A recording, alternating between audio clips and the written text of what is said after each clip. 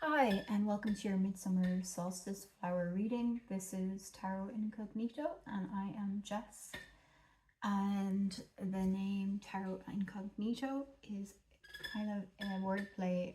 Well, yeah, it's a wordplay and a pun on the phrase Terra Incognito, which means unknown land or unknown territory, unknown country.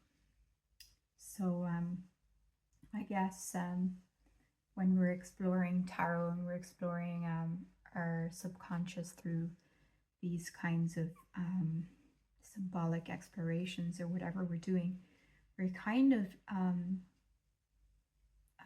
we're writing out into this unmapped territory, but it's while it's unmapped, it's still a real experience and a real place. And I mean, even though we've mapped and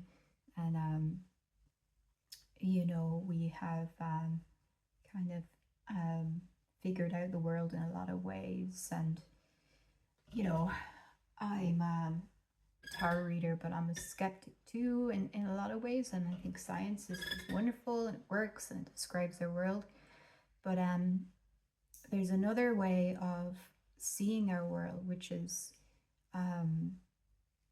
it's like a watercolor painting. It's like Chinese watercolor painting. The brush strokes are limited, but the possibilities are quite endless. And describing is not the same as experiencing, but describing can help us experience. So anyway, I'm gonna stop talking about my various philosophies. As I said, we're here today for your Midsummer Solstice flower reading. You can see the tablecloth is covered in flowers, and we have three roses here today. And the three roses obviously are, you know, a flower that you see present in the summertime. And they represent three options that you can choose from.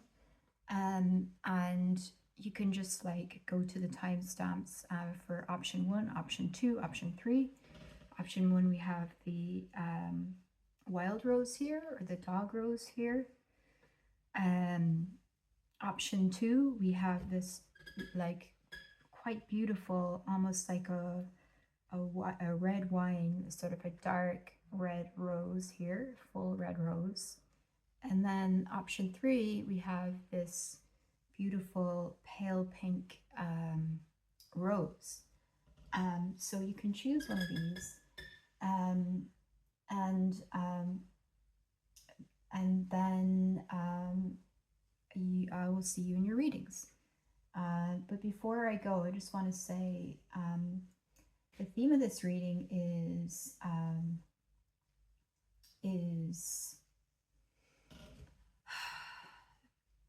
what scares you the most and why it's not actually that scary. So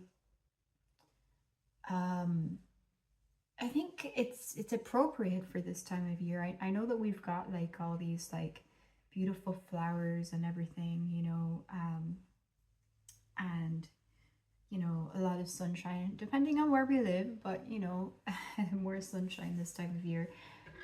But the summer solstice is a time where there's an element of darkness in the summer solstice, as there is at the winter solstice, because it's a door, it's a portal.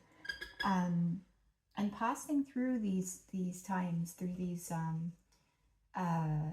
kind of portals in the year, these junction points, it's not always easy. And you know, time isn't linear, it's cyclical. So there's certain points in which we find ourselves confronting things that maybe we'd seen before but in a different way, or certain critical points, you know, and as we pass through these points, there can be like this kind of descent into darkness, you know, maybe a bit of a dark night of the soul, you know, because we don't know where we're going yet. So it's a complete change, it's a complete transition. And although like there's a continuousness to the circle of time, there's also something that can never be got back. There's also a path that's traversed, and it can, you know, you're never going to see it quite the same way. So you're leaving things behind you, and that's scary, you know.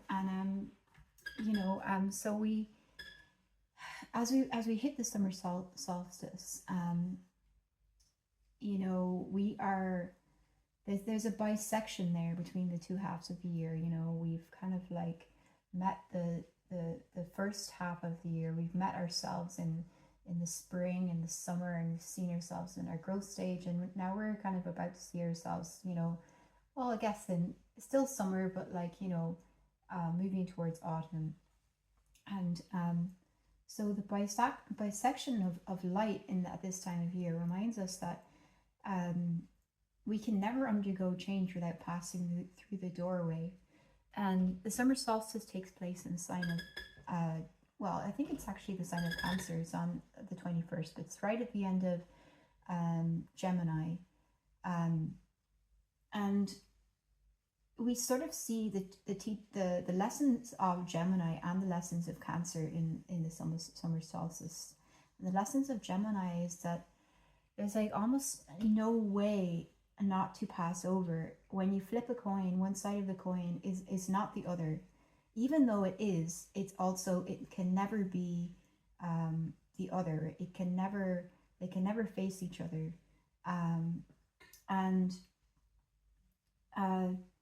The fundamental duality in a way cannot be reconciled, but it's also part of one whole thing. But then as we transition to the sign of Cancer, it's a door inward, and it's a door perhaps to somewhere safe, to some kind of safety, in stepping over the threshold, and in stepping over the threshold in either direction, whether it's stepping outside into the world or stepping into an inner space. There could be protection in either of those moves. So that's kind of what this reading's about. I've already gone on for quite a little bit, and I'm not going to ramble on much more. But yeah, I'll leave you with those thoughts, and I will see you in your separate readings. Just pick option 1, option 2, or option 3, whatever you feel drawn to, whatever resonates with you. And if you like the reading, please do hit subscribe, and please do like the video. This is my very first video, so sorry if I'm umming and ahhing, and sorry if the camera angle is probably a little bit askew. I don't have the best equipment yet. Anyway, that's that. I will see you in your readings. All the best to you. Hello, option 1, the Wild Rose. Welcome to your reading. And I have pulled some I Ching, and I've meditated on it, and I made some notes, and I pulled some tarot cards as well to clarify. So I'm going to read you the interpretations and talk about the interpretations, and then we're going to pull some more tarot cards from a different deck to clarify further. I prefer to sort of take some time to meditate on the cards, and also in a really, really poor shuffler of cards, so you don't want to see me shuffling. It's kind of painful. Maybe I'll get better at it over time. So often I like to pre-shuffle cards, and then I just need to talk about what I saw, what I came up with, and then clarify a little further. So that's how I do it. And I also wanted to say, as many of the tarot readers out there will say, and I know it's a cliche, but I don't know whether on any other word for it right now. And thank you for all those tarot readers who have used this term, which is, I am an intuitive reader, and that is a really good way to put it. What that means is basically I'm going with intuition, but I'm also going with like various other influences, whatever they may be, aside from what I'm actually reading in front of me. Whatever it might be, it could be something that happened in my day, or it could be anything at all. I find that's the way that things come together, really, like in a way like nothing's separate from anything else. In a way that's scary, but it's also not. And as we've spoken about, of course, everything can be separated, and it is in the process of change. Um, but yeah, what's really beautiful is the way that I myself, as a reader, can be connected to others. I think it's kind of beautiful that we hold that fabric of interpretation together, almost at different ends, even if we never meet, you know. And so whatever, yeah, I mean, whatever. I'm going on a poetic tangent. Hope you understand where where I'm getting at, but I will launch into a reading. I just wanted to say, there is a lot of strong Capricorn energy here. So if I have any Capricorns with me, cool. Or if there's somebody who sort of identifies with Capricorn, if you're not, maybe you feel like you're in a phase in your life which is a little bit harder, a little bit more kind of stoic and perhaps more restrained than you might want it to be. But I also get the sense that you know yourself this way, that this is also who you are, but it feels like perhaps it's who you've become in some sort of role. I don't know what role. There are definitely strong vibes coming through of some kind of a work or a professional role. But it could be another role. It could be like family, you know, sort of a head of the family vibe, or like someone who's kind of like really doing a lot of work on behalf of others. It could even be somebody within an institution, or within a group, or some sort of an organization that's holding it together, you know. Or it could just be it could be a creative thing, you know, something you're working on that you feel is uniquely yours, and with that it's uniquely difficult because it has to be done right, you know. So anyway, without further ado, I'm going to explain the cards here that I have. The I Ching is an ancient system of divination, and I can't pretend to fully understand it. I use it, but it's very, very deep, and it's also got like certain cultural history and significance, which I, as somebody who is not is not of Asian background, I can't pretend to understand it on that level.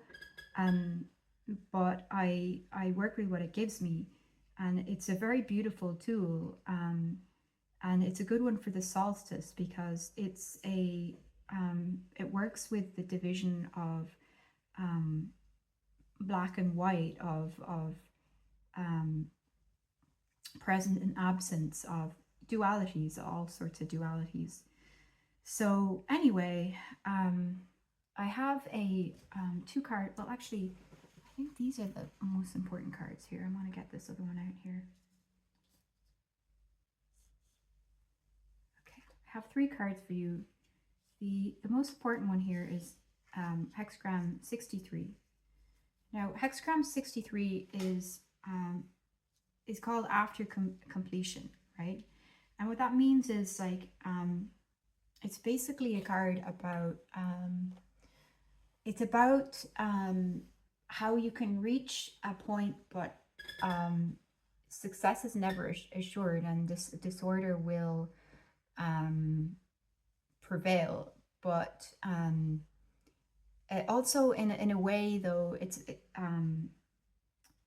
it doesn't matter, because these are all small things ultimately, like the disorder, whatever, like decay happens to whatever sort of point of completion is.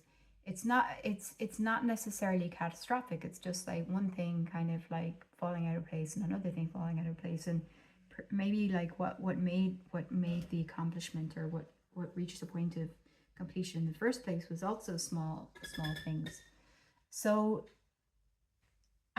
so it's like reaching a point of accomplishment, but not really knowing where to go from that. And as I said, like I was getting like very strong kind of like Capricorn vibes, very strong mountain vibes, like mountain someone's climbing a mountain, they're trying to accomplish something, or that's who they are, sort of, and have been for a long time. And the wild rose was part of what did it for me, because the wild rose is a hardy, it's a hardy plant, you know. It's not like this cultivated rose with a full-blown head. It's sort of a scrappy, it's pretty, but it's a scrappy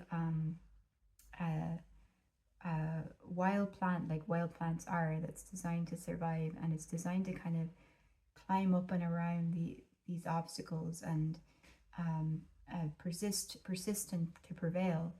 And when I went to do your reading, I actually dropped a little petal of the next reading's flower, which is the red rose. So we have like a little like drop of that red, that like full redness. We have it next to the wild rose, and it feels significant in some way for me. Maybe it's just something that's visually significant when you look at it, that brings something to mind, you know. But I think there's something in common between these two readings, actually. So you may want to watch option 2 as well, the red rose. There's something here. It's about interfacing with the world and being of the world, in the world, but not of the world. So I'm getting this sense of like this hardy character, this wild rose character, who is struggling to maintain some sort of order or accomplishment, but also is quite aware that is I mean, as this person, if this is you, or maybe it's someone else, you're also like, you know, you're not naive, so you sort of know like that, you know, everything always goes to hell, and you know there's always work to be done, and so on, you know. So that's you.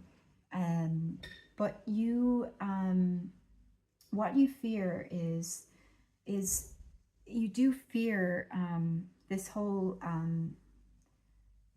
kind of position of being competent, and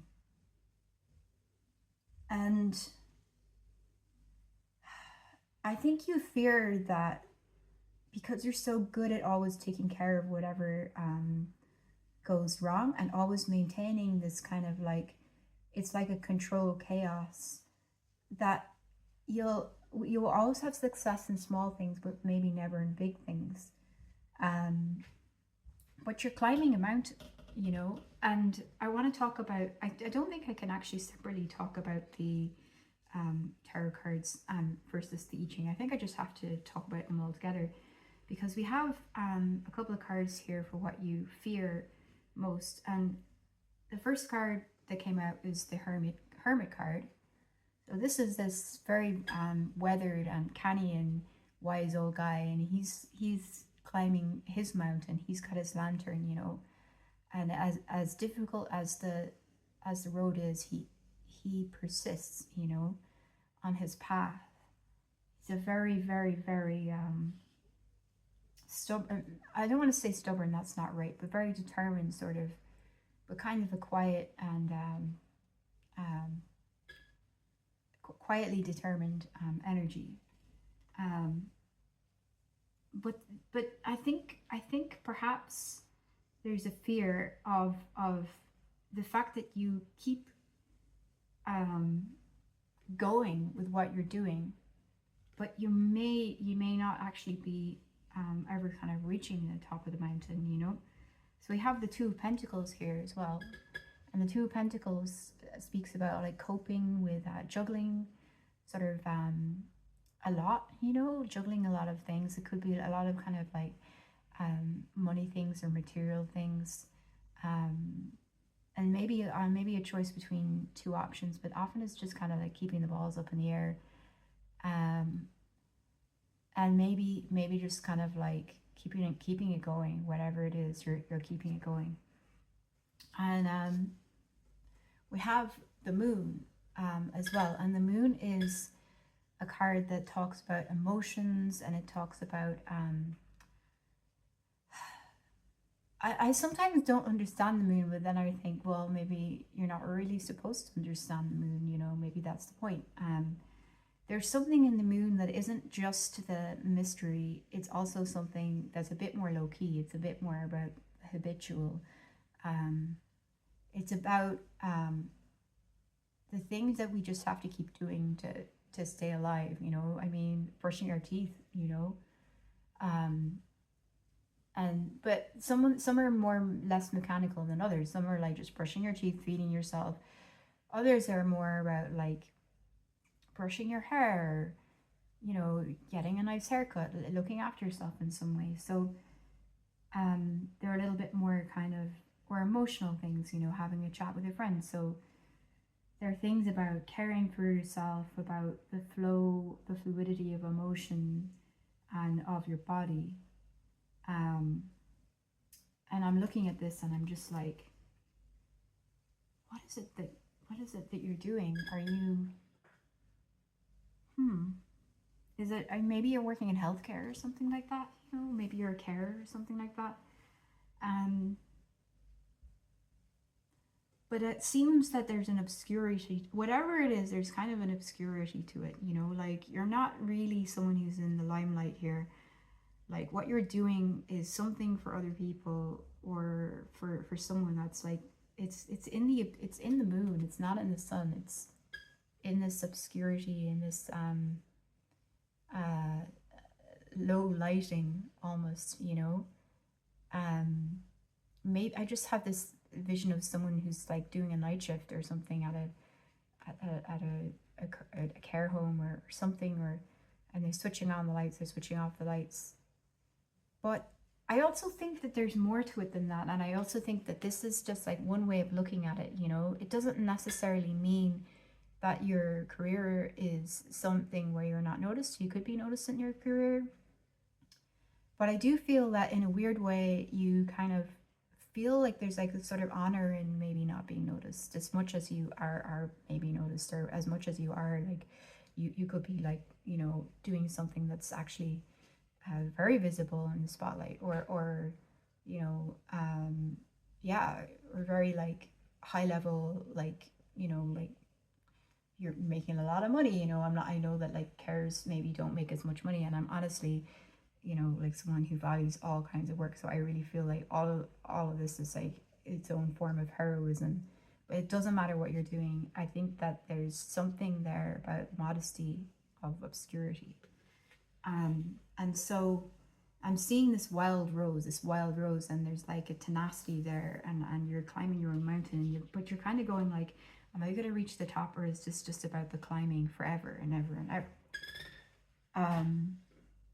So, and then there's this kind of, I also just want to read what the book says about the I Ching, because when you pull an I Ching, you get past and a future, and you also get changing lines that kind of move the past into the future, and the changing lines are more specific about your situation. So as I said, you have your hexagram 63s after completion. When all is done, there's still more to do, you know. And let me see. So, and you have, I think these were in the wrong order. There's 41 in there. So let's just see what the book says here. Just gonna make some weird noises while I am doing this. So the lines that you have here are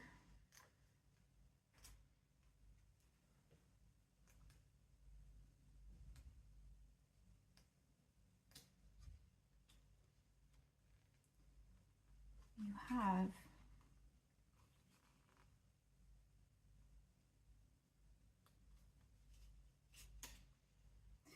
line 2, line 3, line 4, line 5, and line 6.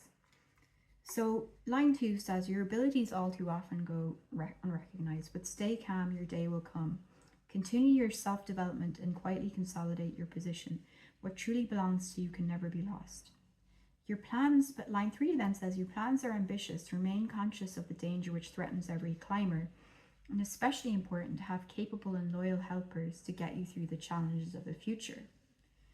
Line 4 says, the subliminal rumbles are present, even if everything seems to be in wonderful order. The first signs of decay are making themselves known. Take precautions instead of closing your eyes and surrender to your dreams. Line 5 says, a pretty glass may well conceal the emptiness of a heart, but it can never dispel such emptiness. You will find true happiness only if you cultivate your own inner values. Flowers of great beauty are the first to fade. That's so interesting. It's just like, you are the wildflower here, you know. You're not the big you know, showy cultivated rose. And there's this kind of like awareness of that you, of your value, that your value is more than that kind of like flashy value, you know. And the final line says, as soon as you have completed something, you stand still to admire your own work. Don't you notice how your attention wanes? This is how you unwittingly put at risk the fruit of your labor.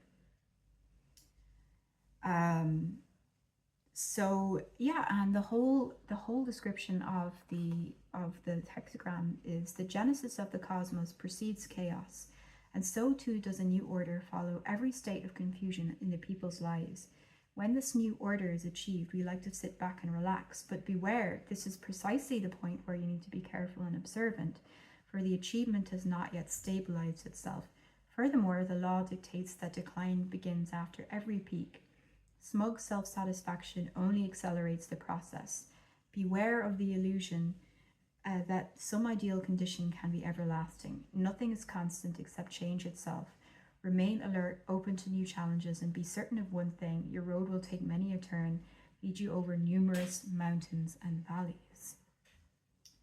And there you go with mountains and valleys again. Okay, so all right, we're already 20 minutes in this. Wow. Okay. Yeah, I'm seeing someone who's pretty hard on themselves here, you know. And I think there's a sense in this this of holding back, that you're holding back, but you're also not, because you're also pretty confident in the fact that you're the one who can get the job done right. It's like, if you want the job done right, you have to do it yourself. But then there's also a sense that like the bigger success, it's if it's meant to you, you know, it will come for you. Don't run after it.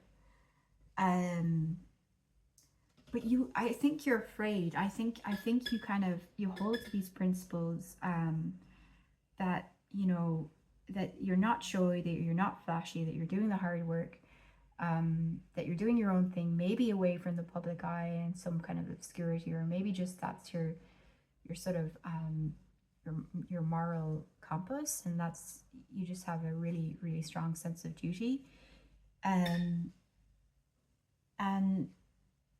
there's something about decorum, you know, you just have a strong code of honor, right? But you fear the inevitable disorder. It's never going to end. So then you're going to just have to keep doing what you're doing, and then you're not actually going to get, because you know so well that like disorder is inevitable. You know that you think that you're never going to get past that. You're just going to keep constantly cleaning up these small messes. You know, you're so conscientious here. You know, that you feel like you're just maybe going to be passed over because you're just too conscientious, and you know that there's always work to be done. So how is it that you make your way into the spotlight when you're always doing that work behind the scenes? So you're afraid, but you're also a little proud, you know, of maybe your own principles on kind of like staying humble. So why is it what you fear most? Why is it not actually scary? So the cards that I pulled for this are the Page of Pentacles here, and that's very much in that energy, that Capricorn energy. It's like slow, steady, you know, like learning kind of things, being observant, being humble, being observant to material realities, etc. you know, and just doing your thing and keeping going, you know. And yeah, and then we've got the Knight of Pentacles as well, and there's just that Knight is like, you know, the next kind of level of maturity after the Page. You know, they're both sort of like these kind of like humble, practical workers, and they're not even kings and queens here. You know, they're the Page is a messenger, and the Knight is the Knight. I mean, he's kind of like a servant in a way. He may be a hero as well, but but this is what you fear, but it's also why it's not to be feared. The third card we have is death, right? And so what I'm seeing here is that the fear of inevitable disorder you have is also why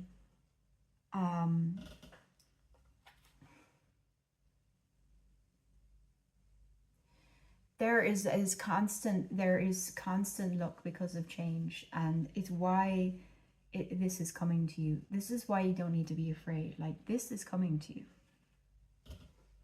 This is coming to you. You have the control and the knowledge that you know, things are always changing, that there's always something to be done. You're extremely sharply observant of all the things that might be kind of going wrong in your environment, or things that need to be fixed, and you're worried you're just going to get stuck just doing that forever, and you think, well, I'm never going to make it. But like, that's also where you're going to make it, because there's some sort of disorder in the situation that is going to lead to transformation here with death. You can't resist it. It's happening. Death is something you just cannot resist. It's almost like what you're doing, the belief that you have in this kind of inevitable, that this kind of,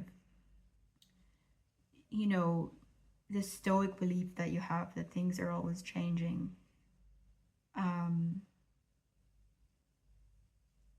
is also how do I put it?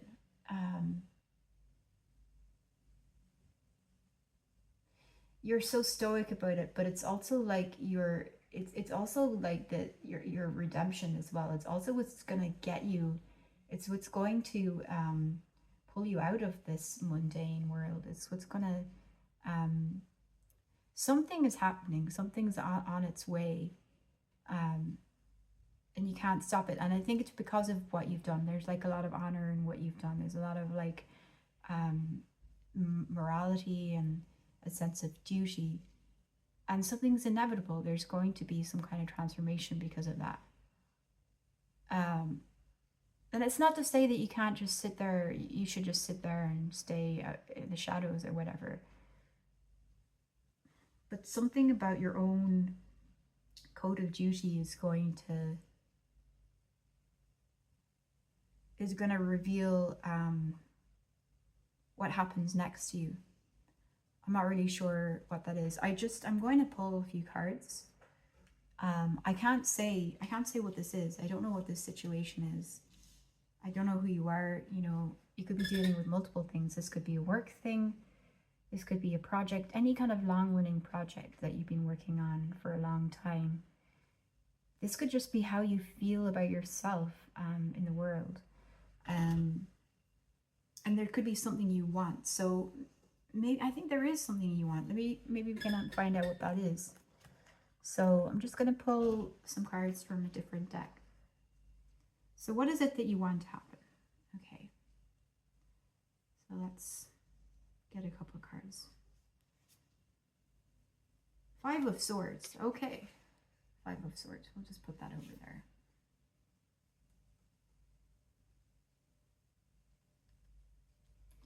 And the Hanged Man. And we'll get another one.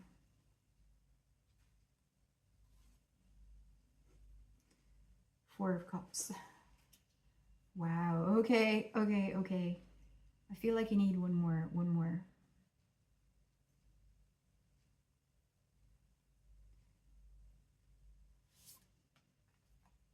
The Eight of Cups.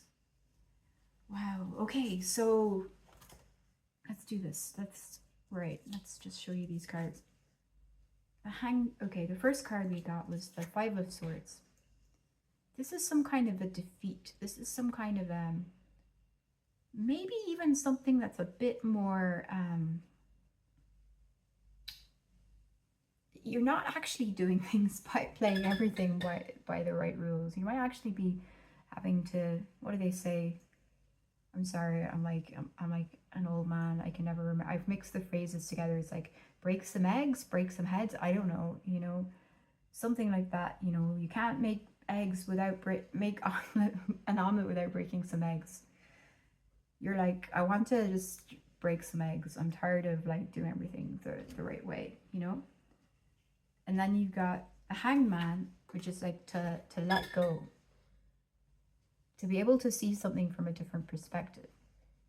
And also maybe not to be the one who's quite so responsible in this situation. Maybe to be somebody who's just like chilling out, hanging out, like kind of like I think that's really key here, is to be the, maybe you want to be just like the hippie in this situation rather than the CEO or the you know, hardworking whatever it is you're doing, or you know, whatever role you're in.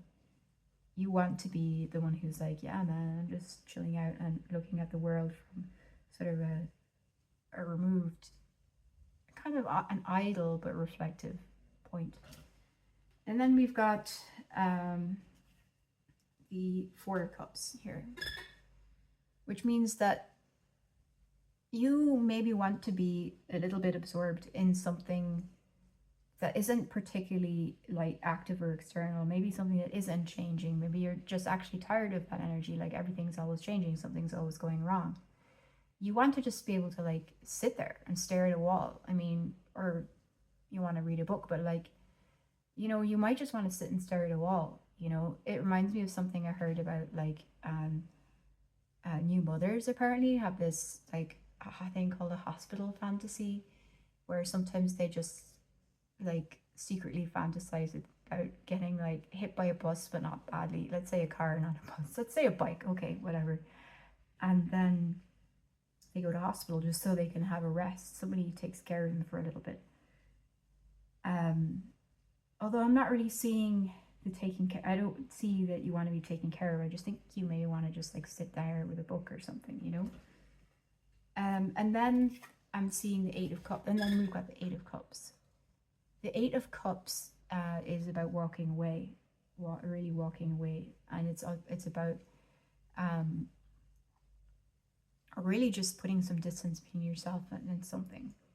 So it could be that you don't want success. It's not that you want success. You just want to be able to relax, you know. And I mean, I think that's what success does actually mean for a lot of people, you know.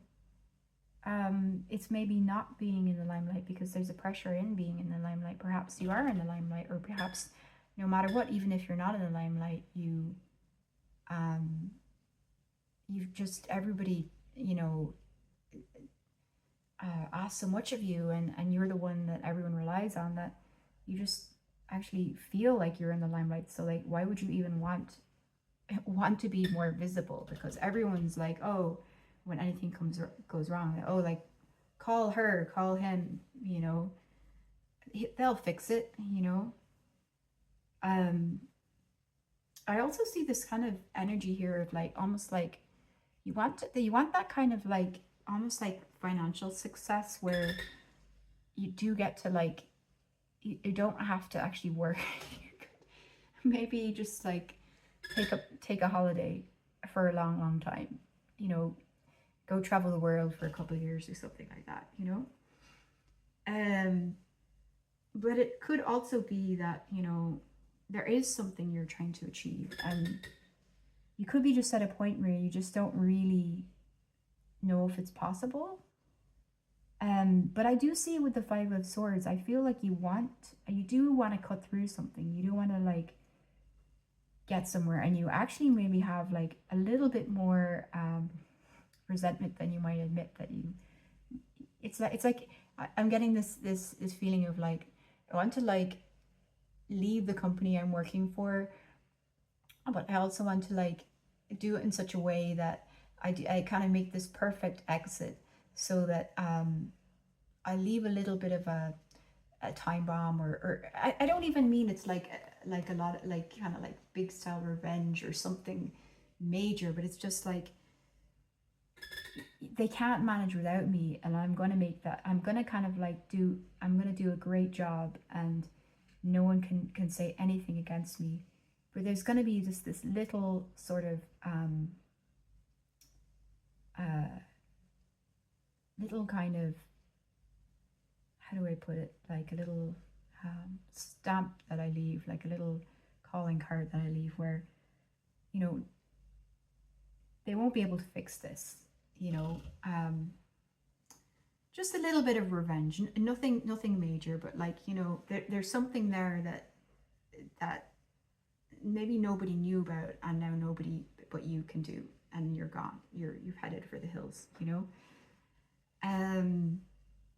Yeah, I don't know, it's something like that. But anyway, it's like, I think like at this point you shouldn't feel bad about it, you know, like you've clearly like worked really hard, and it's like, it's almost like kind of cute that like you're able to even just let yourself have these feelings of like, man, I want to stick it to them a little bit, you know.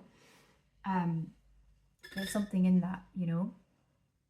But it also feels like, you know, maybe there's more there for you. Maybe there is, or maybe you really don't want any recognition here.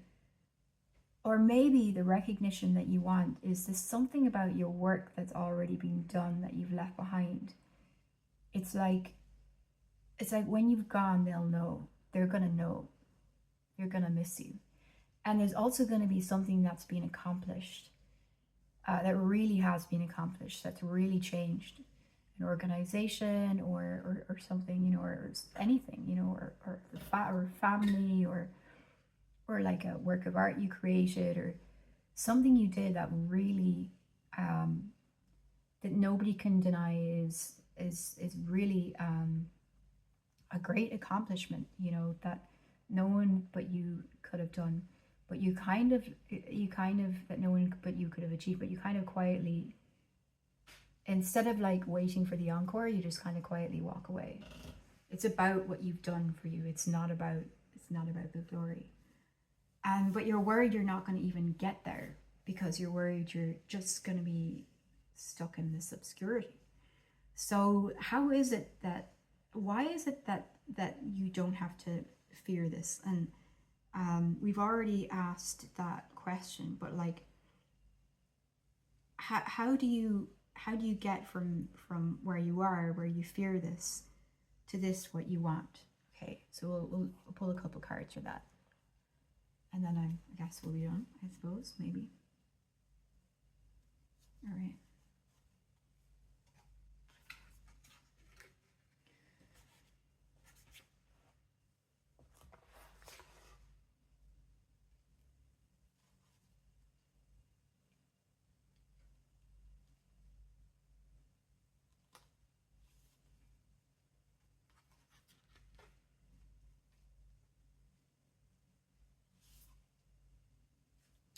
Okay, so the cards we have are the Two of Swords, the Ten of Cups, and the Fool. These are great cards. I mean, when I saw the Two of Swords come out, not gonna lie, I was like, wow, damn, more of the same. It's kind of like you being stoic and sort of holding the course, and kind of staying in a place where you're trying to reconcile like fairly impossible opposites. But it's also a card of coming to a decision, coming to a compromise. It doesn't have to be, I mean, compromise has like sort of negative connotations, but it also can mean just like everybody's actually, everybody's pretty satisfied with the agreement. There's like a mutual mutual benefit here somehow. You know, we've come to a resolution, and everybody can see that this is the best, really the best that everyone is going to get, you know. And then we've got the Ten of Cups here, and the Ten of Cups is a great card. You know, everybody loves the Ten of Cups. 10 cups, your cups that are overflowing, you know, like traditionally it's the card of like the family and sort of like abundance, you know, so I mean, everybody likes that, right? Then we've got the Fool, and the Fool is in fact making a leap for the unknown, which I feel is like fairly kind of lines up very well with some of these cards here. The Eight of Cups, walking away, and the Hangman, which is just like letting go, and the Five of Swords, which is kind of maybe just like something a bit more less like ethical and a little bit more either straight to the point or a little bit more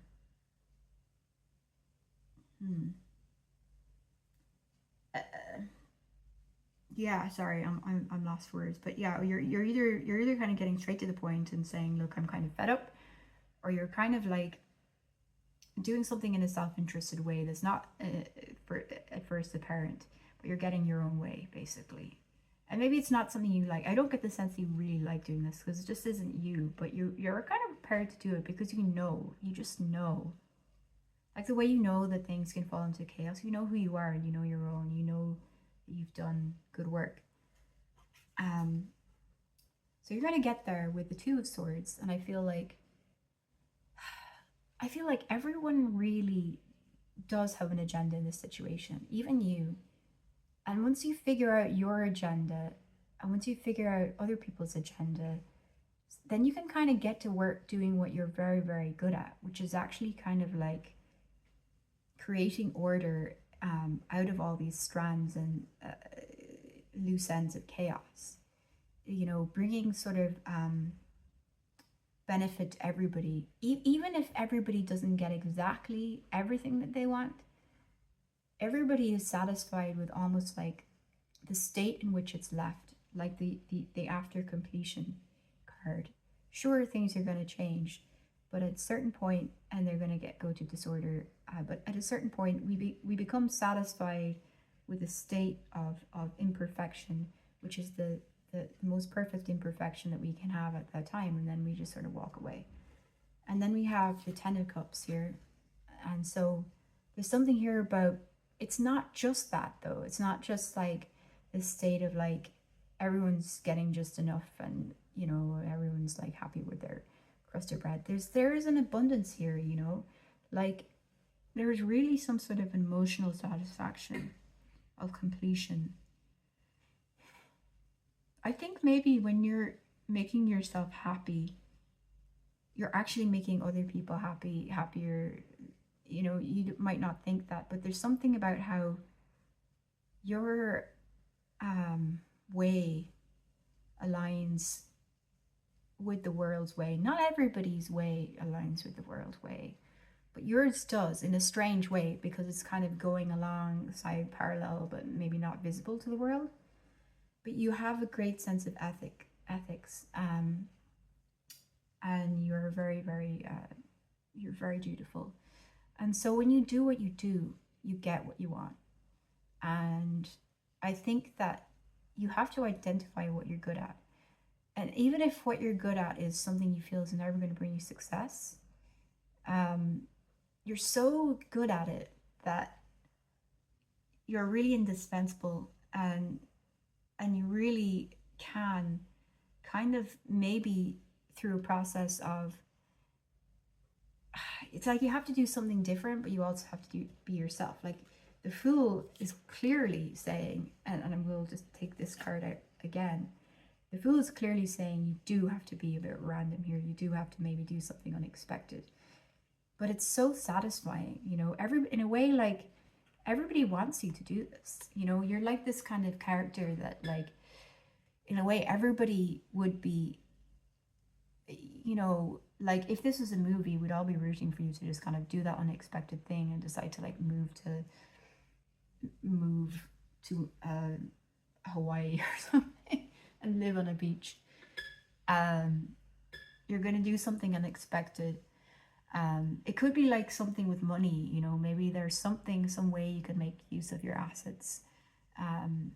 Some opportunity you've seen that, like, instead of continuing to graft in some sort of constant way, you're like, well, if I just, instead of like continuing to do this job, like I have enough money to, like, I could buy some, I could buy a place, you know, in some beautiful area, you know, like some of these beautiful places. Like, I know it's kind of terrible to go into a place and just like buy a, you know, a house and be a gentrifier and whatever. I don't think that's what it is. It's like, you're like, there could be some beautiful place and you're gonna go there and realize you can get like a house there for a lot cheaper than, you know, the city that you live in or something like that.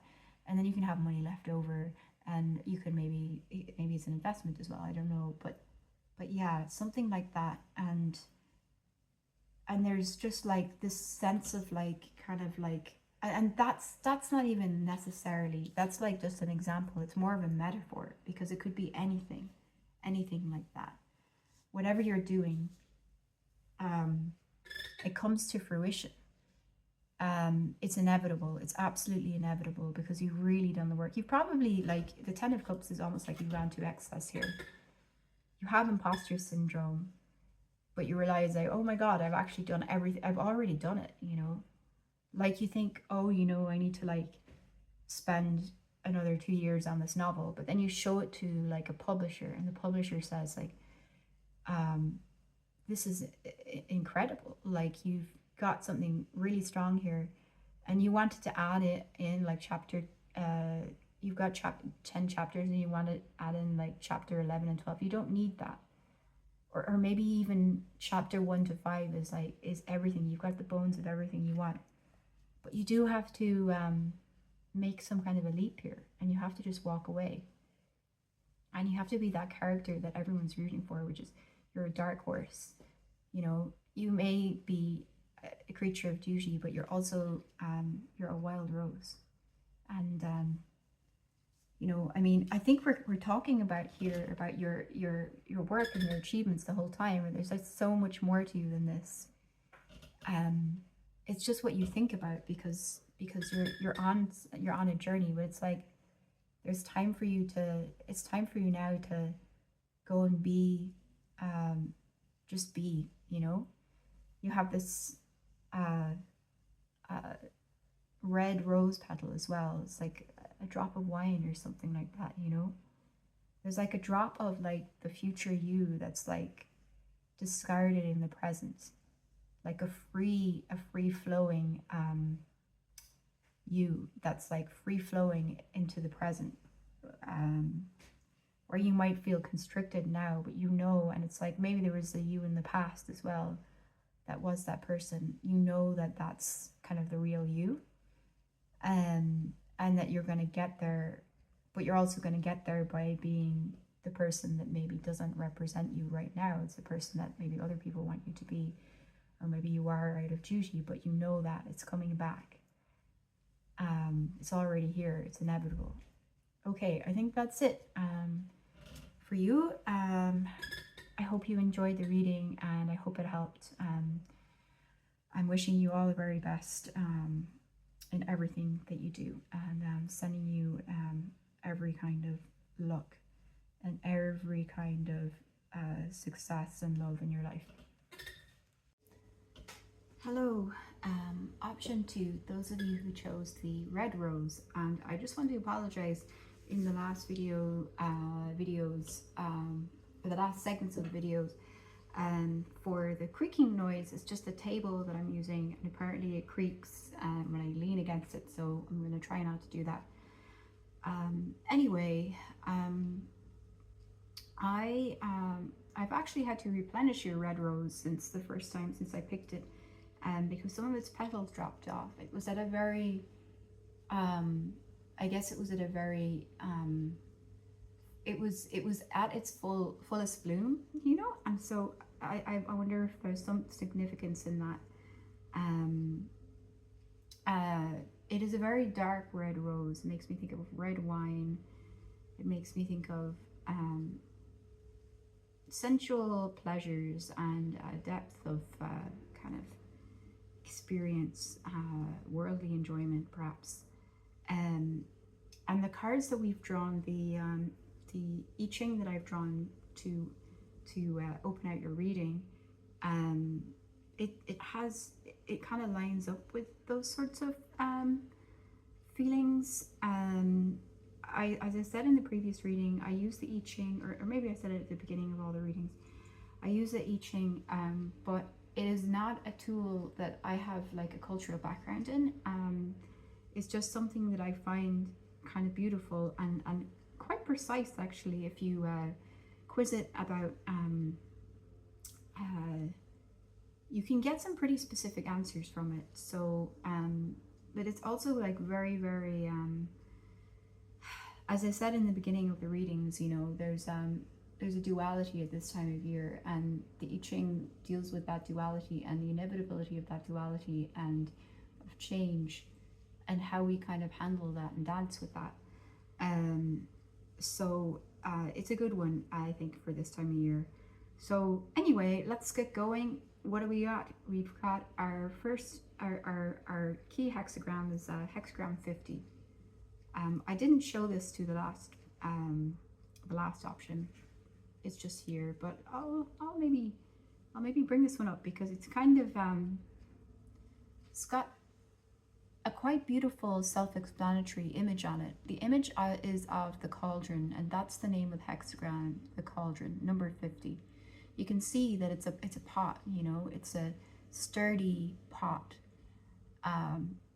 And like I said, I can't pretend to go as deep into these interpretations as some people who know the I Ching very well would do. I can say that the cauldron is a very powerful symbol for everybody in all cultures, but like it's a symbol of nurturing. That's a big part of it. It's also like combining ingredients and mixing in the fire, under heat, under the influence of heat. And what happens? Like, things change under the influence of heat and pressure. There's something to think about in that. I'm feeling this sort of pressure in this reading. I don't know what it's about. I don't know what you're dealing with. I think it's, I mean, for me, it's very tempting to look at it. I look at it on a metaphorical level, but also on a very literal level. And it's tempting for me to just see the kind of food implications of the cauldron and think that maybe there's something about food here, food service, or the restaurant business, even, you know, because there's other cards that we've drawn the tarot as well that kind of support that. But as I said, you know, these things are a metaphor. There's a bigger feeling about something to do with the city. I feel like in this reading you're very caught up with there's a bustling sort of energy, you know, an urban energy. Like, there's, like, you know, anything you can want, anything you could possibly want is available to you, you know, in this scenario. But there's a level of kind of competition and busyness that maybe isn't comfortable for whoever it is I'm reading for today, or it is. You're comfortable with it, but you're perhaps used to defending your position in some way. To be honest, like, this reading is sort of a mystery to me, you know, so I'm just going to go with it as it flows. It's like I got some things and I like made some notes, but it doesn't seem as clear cut as the last reading. It also seems like a lot is changing and a lot is happening. So yeah, we're just gonna go with it, I guess. Yeah, so one thing I would like to do is to clarify this I Ching. When you draw an I Ching, not only do you draw the number, the number of the hexagram, which is the symbol of what you're dealing with, you also find out what lines within the hexagram are changing. As you see these, it has these, it's called a hexagram from 6 as in hex, and it has like 6 lines, and basically you can see like some of the lines are strong lines, some of the lines are complete lines, and some are broken lines. So this speaks of like you know, dualities, masculine, feminine, presence, absence, you know, and the thick lines are like masculine and strong, and the broken lines are feminine. Now, I really don't think that has to be taken on an actual gender level. That's like a traditional way of looking at it, but it maybe is more like active versus reflective. You know, that's probably a better way of looking at it. But, you know, sometimes there are like certain gender influences based on like how people are socialized and how you're experiencing people in the world. So it's always good to not to overlook that. So yeah, anyway, what was I saying? Oh yeah, so basically within these lines, by drawing, I don't know how the traditional, I actually don't know how to do the traditional method of drawing I Ching, but with the cards, basically you can figure out what lines are changing, and what those changing lines are. Like they're changed because all of the hexagrams change into each other. You know, it's like everything, all forms in life, we all change into each other, you know, and evolve into each other. And so by identifying what's changing, you figure out more specifically what's going on. So I'm just gonna like read from the book about what it says about the lines that are changing here, and we'll get a better idea. And as well, you know, don't forget, this is the thing that you fear. So there's something here in this that you fear the most. I'm not sure why, but we'll get some more information.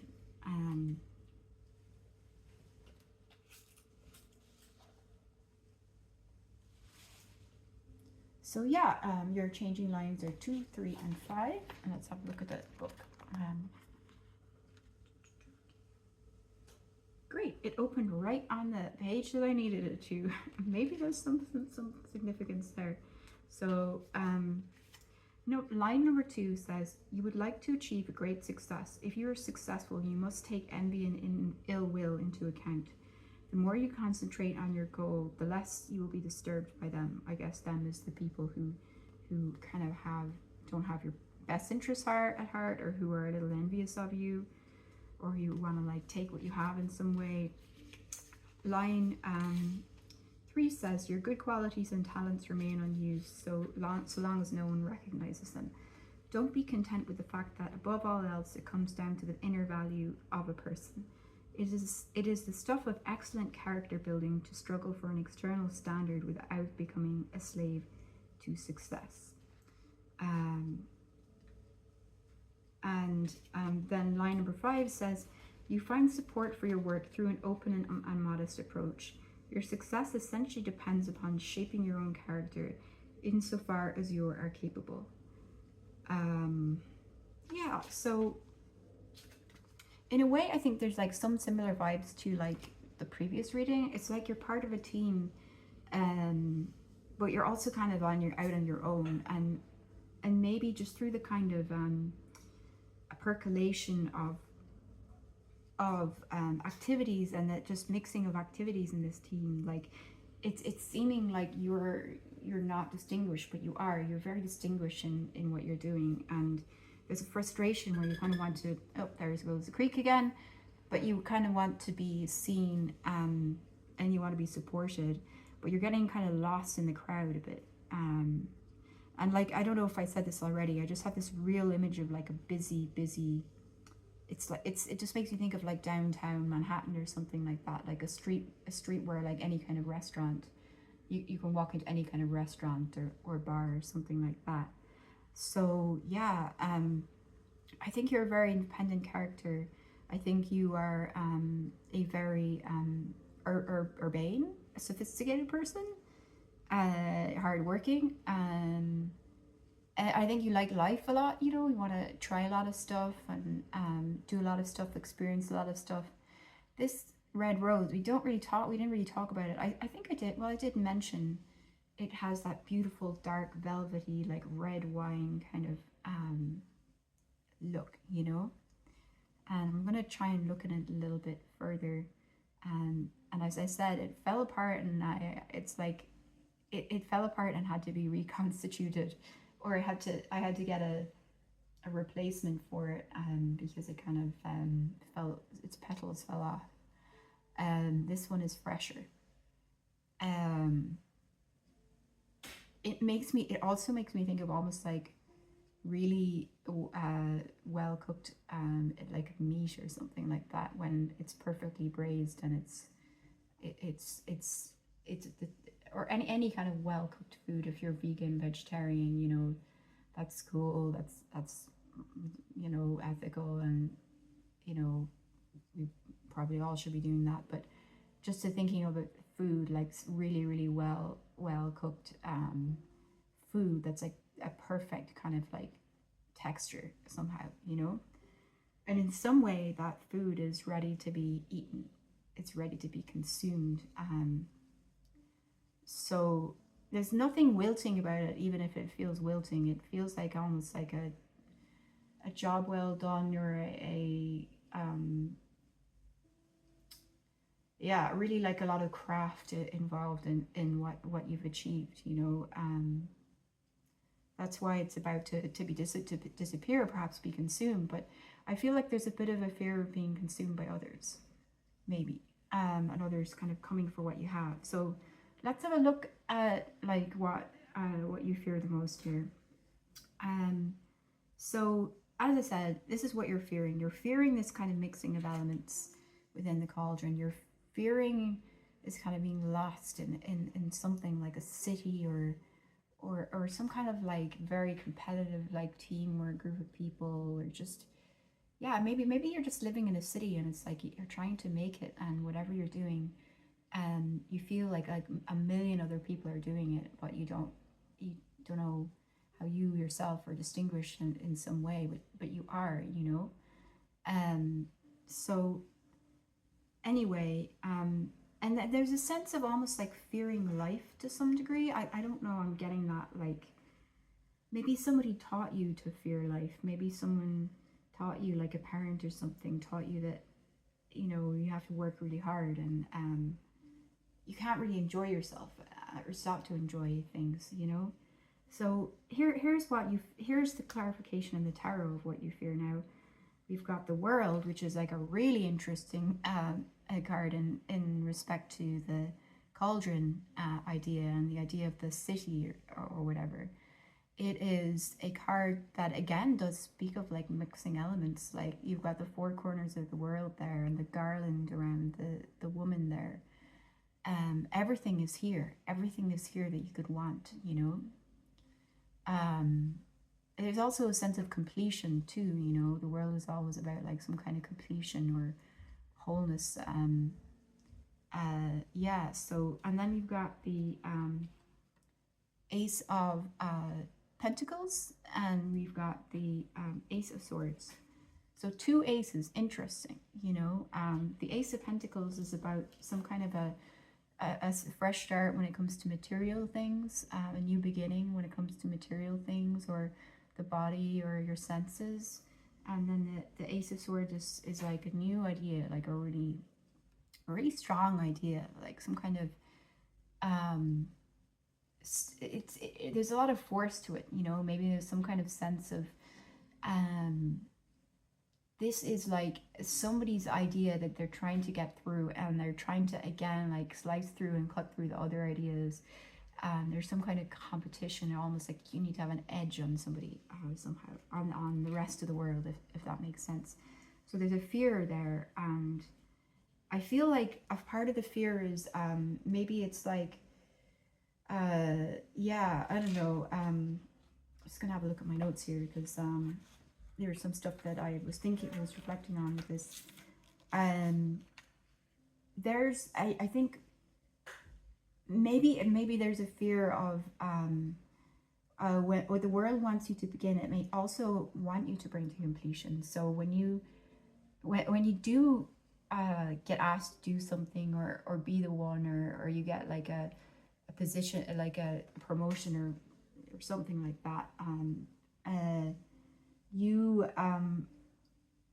have to complete what you started. And you know, or you have to like show something for yourself. Like if you went to a big city, you feel like you have to show something for yourself, you know. And so yeah, I don't know, but yeah, I think that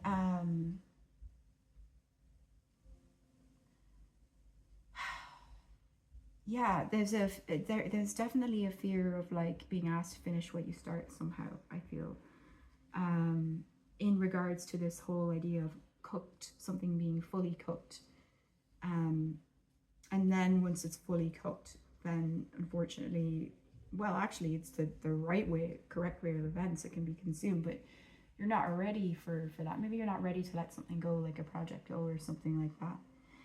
And so we've also drawn some cards about why it's not scary here, why it's actually not as scary as you think. I mean, of course it's scary, but like it's not as it's something that can be overcome, right?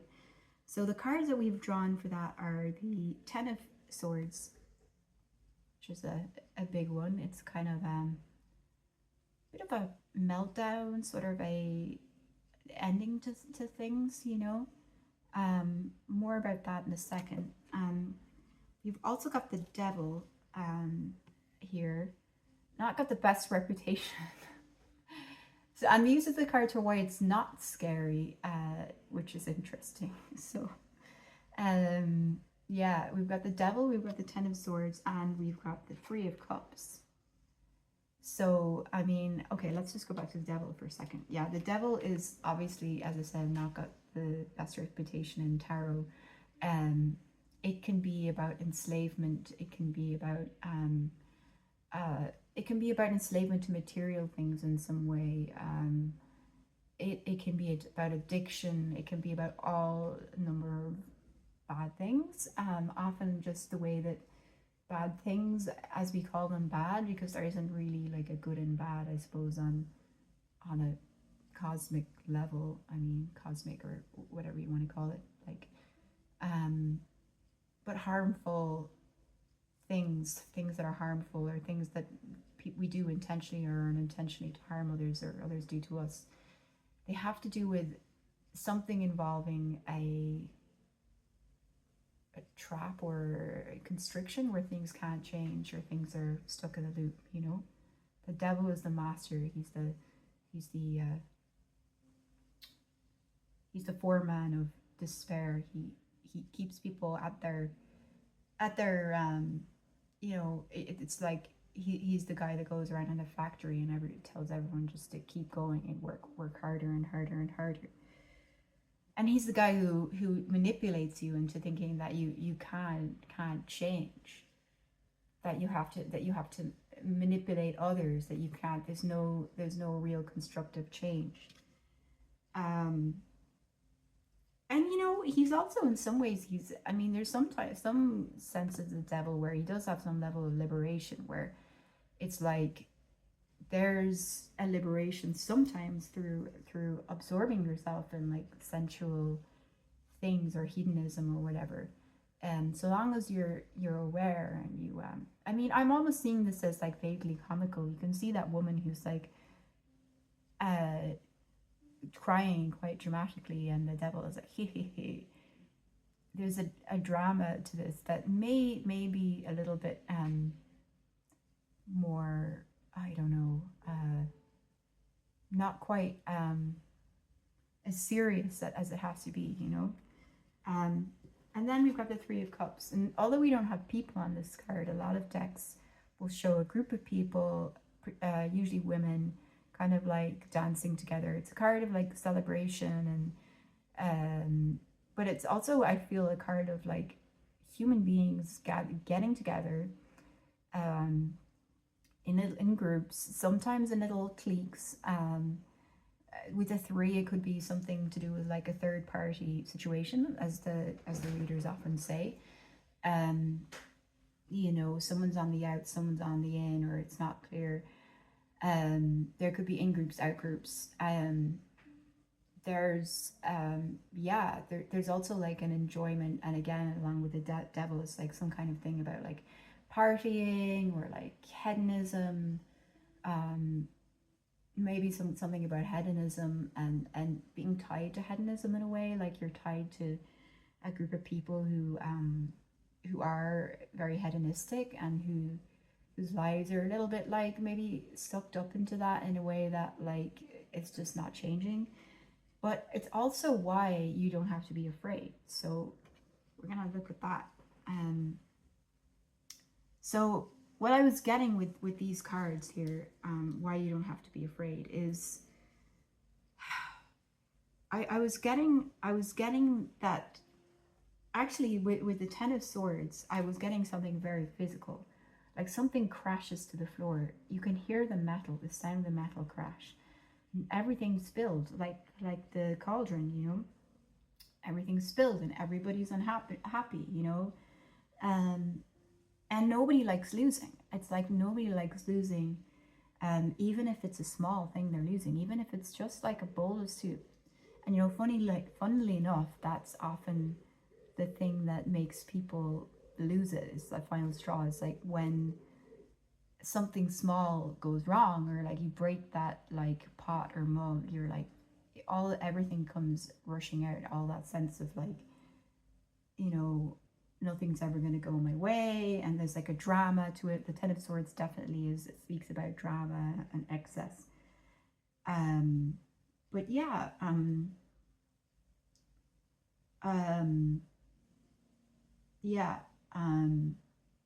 I think that there's something here about people, the people who I've mentioned. They're not pictured on the card, but there's people here in this card, and maybe these people, or this person here, being really upset about things not going their way. But it's not actually as big of a deal as it seems. And I'm just gonna get a bit sip of water here.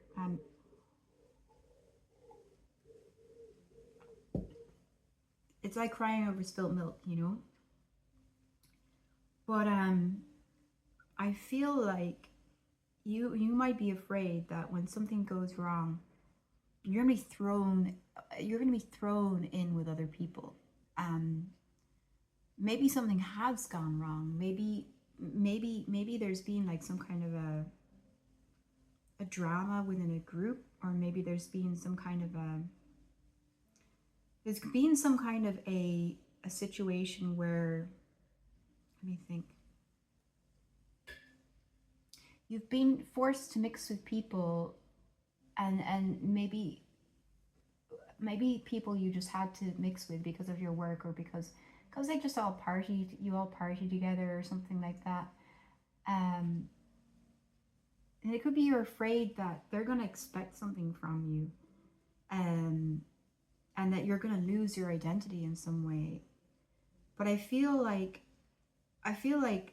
there's going to be some kind of like maybe a tantrum, or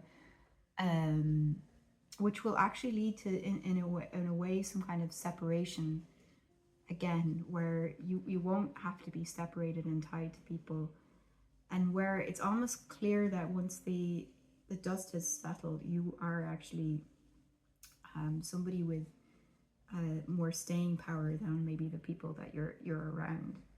That's what I'm getting. And I think some people won't be able to resist those small upsets, but I think you're going to. And I think maybe like everybody around you is telling you like, oh, something's gonna change, or like everything's, or maybe, you know, maybe people are telling you sort of negative things about like, you know, oh man, you know, like hashtag capitalism, and nobody we're all screwed and none of us is ever going to make it, and you're kind of believing it because they're saying it, but you know you have something different. And I think that, like, I'm not saying that there isn't a problem, you know, you might be struggling with a lot of those things, but I think that it's quite a bit of this is who you're around. And I think there's a case for you to maybe look at whether these people are really saying this because they actually believe it, or because they want the people around them to kind of stay around swimming in this pot together, mixing together, when, you know, maybe it just needs to fall to the floor, and maybe it needs to be lost, and it maybe you know, the meal doesn't need to be served, you know, or maybe it needs to wait to cook more, and you're worried, I think, that once this particular group or situation goes wrong, that's it. That proves that this process is nothing more than being consumed by others, or you know, by being consumed by this like rat race somehow. But it's not, you know. So anyway, I'm really just thinking this through. So like, if this, I hope this is resonating, and I hope it'll be resonating with the right person. But I'm going to get some clarification anyway, so we can go a bit further into it. And I feel like you need to know something, and I'm trying to figure out what it is you need to know. Maybe you need to know,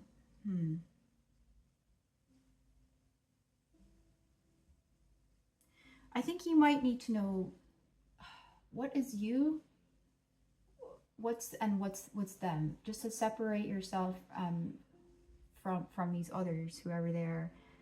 And there's something else as well I feel like you need to know. I think you need to know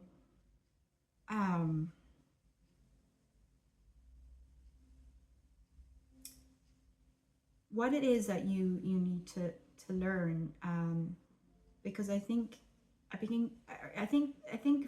it's what it is you need to learn from what you're afraid of. Because I think what you're afraid of, being thrown into the mix with these people, is teaching you something, but you're far too you know, close to it right now to see that, you know. And I know it's a cliche that, like, oh, you know, like the hard things are learning experiences and whatever. But I feel like it's sort of a smaller deal than you think, but it's also formative, if that makes sense. And so yeah, so I'm gonna find out like what you which is you, which is other people, and what it is that you need to learn from this experience. So yeah, let's just do it here.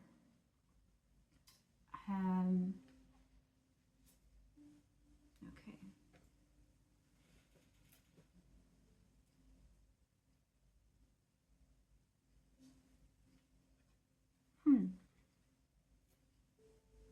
Right. So already we got 2 pentacle cards again. Like, a lot of these readings seem very kind of like earthy and down to earth actually so far. Okay. So we've got 3 cards for you, and then we're going to get some for them, whoever these people are. And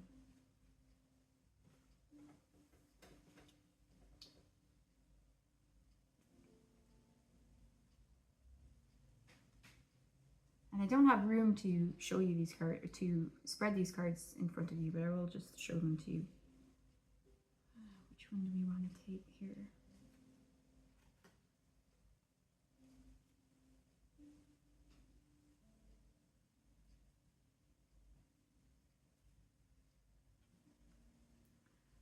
Okay, now we got to figure out what it is that you need to learn. That is, okay.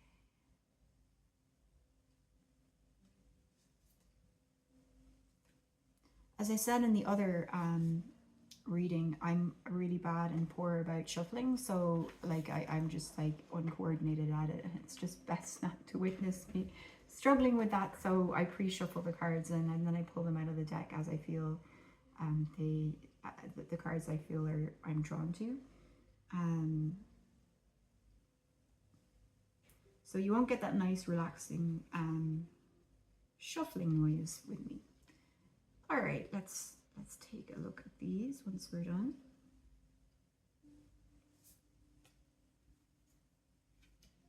All right, okay, let's have a look.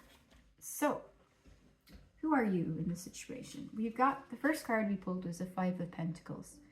Now, the Five of Pentacles speaks about kind of like, it maybe being left out in the cold in some degree. It's not necessarily the happiest card. It's like somebody who maybe is just like this, maybe financial disadvantaged here, you know, and you know, you're not really on the inside of things, you know. You could have some troubles, you could have some like health troubles perhaps, but let's look at some more.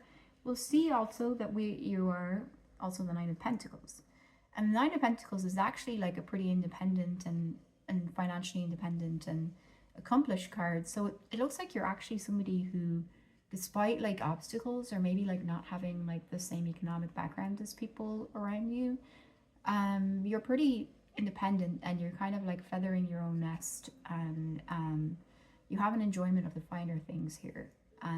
I just keep coming back to the food analogy. Maybe you are a chef or you're in the not the catering industry, what's the word, the hospitality industry in some way, or maybe some sort of entertainment industry, I'm not sure.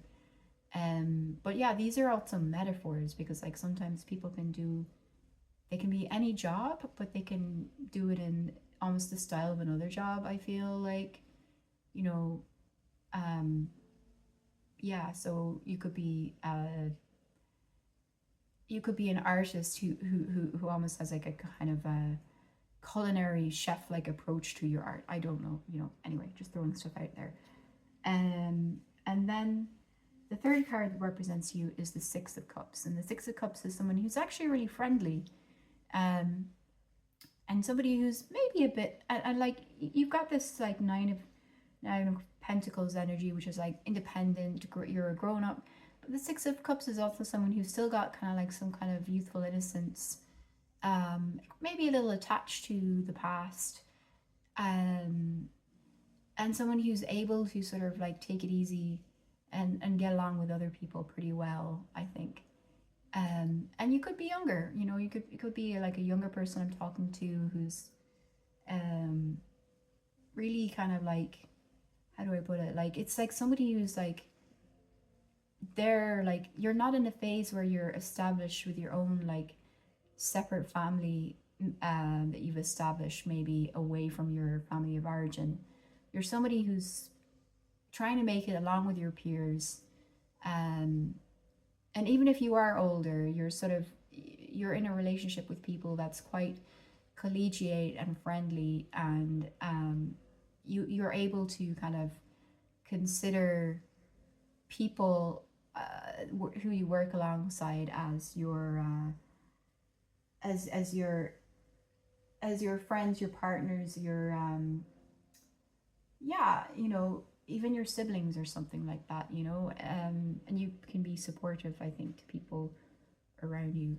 Yeah, so, and then the people around you, let's see who are they. Okay, so we've got the Two of Wands. Now that's the Two of Wands is somebody who's looking at two options. They're trying to figure out where to go. They're trying to figure out how to take an action.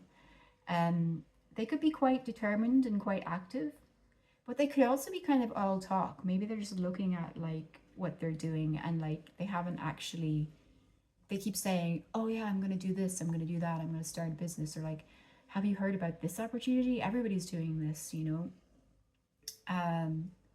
You know what I mean? But they're still only looking at the options. They're still only standing on this elevated position and looking down at what could be before them without actually having taken that step, you know. And they're also the King of Cups as well. The King of Cups is somebody who's quite emotional.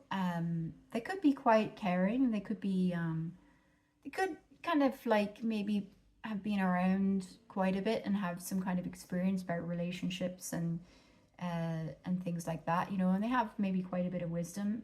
I get the sense here that whoever they are, whether it's a mentor or something like that, you might look up to them a bit and think, you know, they have been kind to me, they do have experience, they do have something to offer me.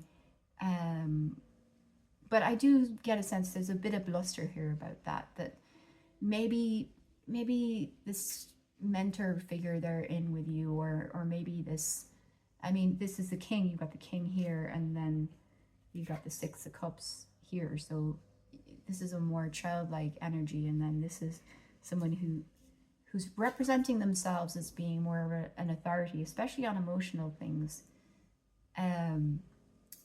But it's almost like somebody you meet, you know, the way you might meet these people in the world, and because you don't know anything and they're older than you, maybe, or they have a different experience. They may not necessarily be older than you, but they're experienced in, say, an industry or something you don't know, and they will represent themselves as a mentor and as somebody trustworthy.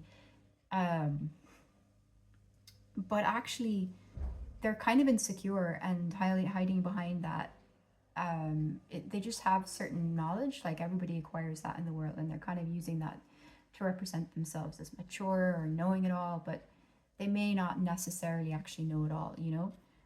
And then we've got the Tower here, and this is also representing the person. So the Tower is definitely a drama here. It's kind of like a more, as they say, a higher octave of the Ten of Swords, and it is something falling apart. It is somebody maybe who maybe made frequent changes in their life, or people. This could also be more than one person as well, a group of people. I think likely it could be a group of people, or perhaps, like, you know, like how a group is often represented by the leader of the group or the key people in the group. So if you think of it that way, so the Tower is somebody who's like, yeah, they've made a lot of changes in their life.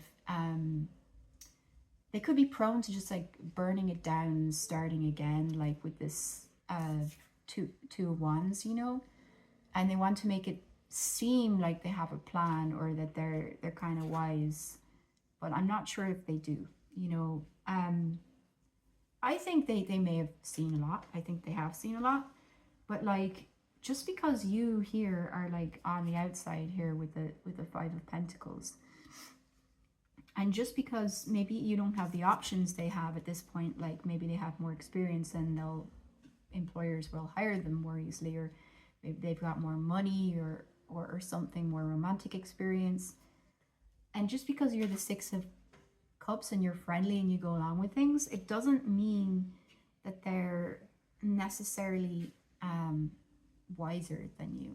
I think they maybe know more rather than being wiser. Those are two different things. So now we want to find out, like, basically what you need to learn from this experience, because I do get a sense it's a formative experience with the Cauldron. You're just being like kind of like brewed up into this new, you're being cooked up into something that you don't even know, like it, you know, you're gonna become something very, very presentable and desirable and consumable, and you kind of maybe know that, and you don't really like it, you know, because I think you're pretty down to earth and you don't really want to be swallowed up with drama and stuff. But also you're becoming somebody really new, which is really, really cool, through this process of heat and pressure and mixing with other people. So yeah, and the lesson from this, which you're kind of afraid of, I guess, maybe, and maybe you're afraid with this and the Six of Cups. It could be that you're kind of afraid, and also the Five of Pentacles.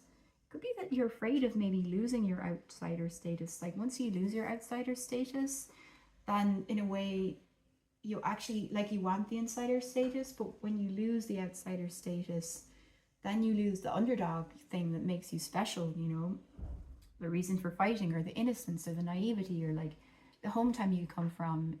You know, it's like you've got a, you know, particular perspective on things that may make you seem more innocent, but it gives you like a more unique perspective on things.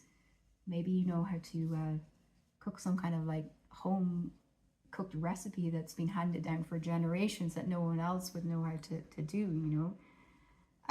Anyway, so what you've got to learn from the experience, we've got the Eight of Swords here. Not a card that everybody loves, because it's got to do with being trapped or bound in some situation, and also blindfolded. Not great, but you know, it's also, you know, it's definitely something that can involve a period of restriction that doesn't go on forever, let's say. With it, we've got the Ace of Swords again, which we had before. So it looks like maybe with the Eight of Swords and the Ace of Swords, there's something about breaking out of a trap and breaking yourself out of the trap. Maybe out of the trap of being a victim here, actually. And then we've got the Fool.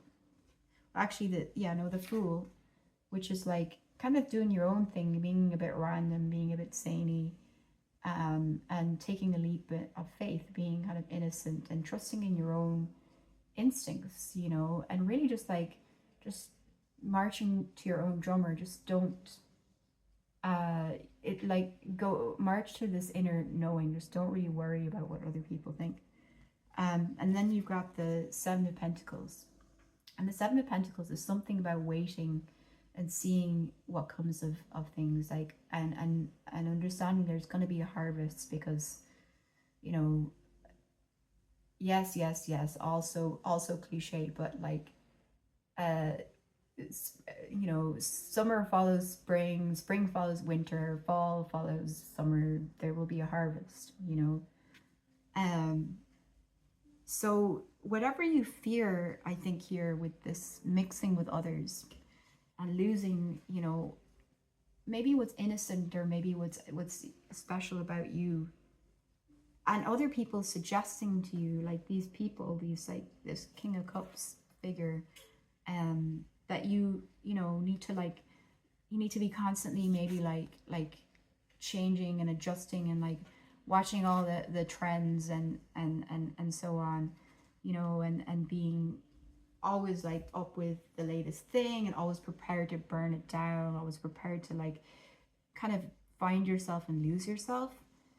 I think that's teaching you how to break out of a trap. The trap being this, and the trap is a victim sort of mentality, but it's also maybe a trap that's involved with I think maybe it's involved with the Devil here, and with the Three of Cups. Like somebody said this, that, and the other, so I can't do it, or, you know, or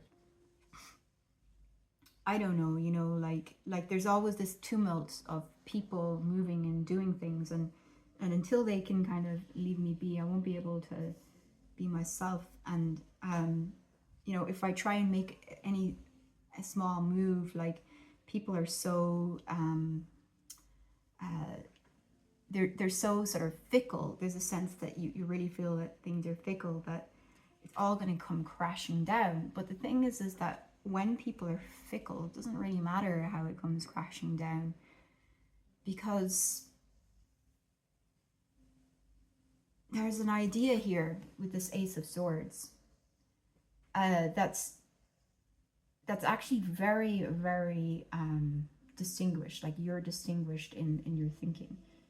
It's distinguished from what's around it. It cuts through this sort of petty kind of drama, and it's very strong, and it's got a clear direction, you know, because it's like with these people and these kinds of how do I put it, these kinds of influences, it's very difficult to have a direction, because they're, as you see with the Two of Wands, they're always changing direction, you know. But something about this, their repeated cycles, the people who are around you, they're repeated cycles of like rinse, repeat, like throw all your toys out of the whatever, start again, make a big fuss. And then you with this kind of like sense of like friendliness and like enjoyment of life, and like what you have maybe being understanding very much what it is not to have, and then understanding also what it is to also have and achieve. You're able to kind of move beyond that sort of like pointless tumult of the devil, of like this chatter, this like people, you know, making a big deal about stuff, gossiping, whatever. You're able to like move beyond it with something intact here, something you've kind of properly marinated here, because the Seven of Pentacles, he's often seen as like I think he's in an orchard, or no, it's not the orchard, I think it's a vineyard. I think he's depicted in a vineyard. Now, I could be making this up, or maybe this is one of the cards that has that image, and not all cards have this. I'm like blanking on what the Rider Waite, which is like the gold standard tarot card, has on it, but I'm pretty sure it's got something to do with like the ripening of things. I mean, I know it has to do with the ripening of things, and specifically maybe grapes, like wine here, like with this beautiful, beautiful, deep, rich colored flower.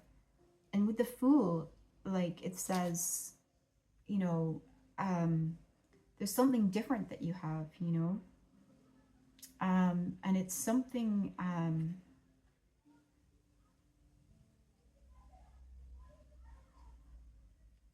it's something that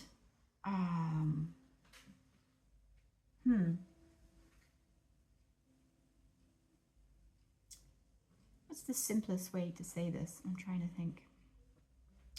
It's actually something that you don't see yet, I don't think, you know. You're actually unable to see it right now.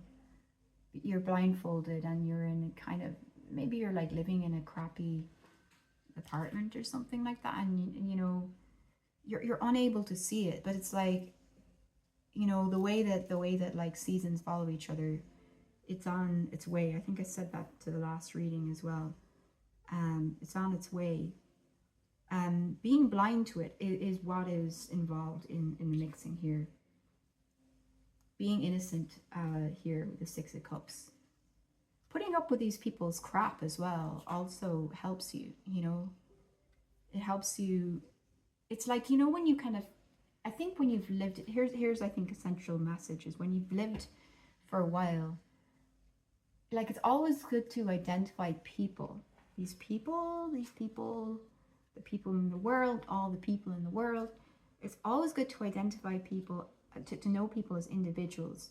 But it's also sometimes good to understand that people are types, and there's types of people. You're going to meet them, they're going to come, and they're going to like glom onto you and try to like tell you their story and their sob story. And there's different types of people who have like different sort of patterns and cycles, and you're going to meet a lot of them in your life, I feel, because you meet a lot of people in your life, I think. And it's okay actually to understand almost the types of people you're working with. It's almost like ingredients for this this thing you're creating, you know, this beautiful meal or whatever that you're creating.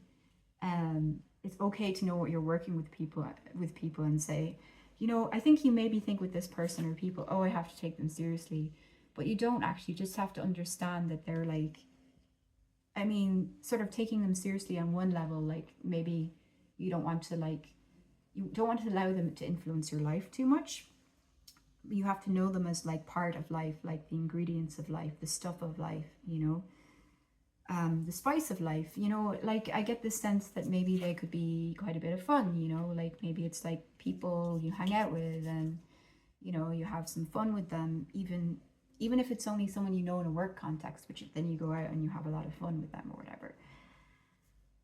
And they're a part of life, and these people, these different types, you can still know people individually, and you can still have that kind of integrity where you know what's what, and you know what's real, and you're friendly, and you know people as who they are. But you can also say, oh yeah, I see this bullshit coming. Like, this is another person.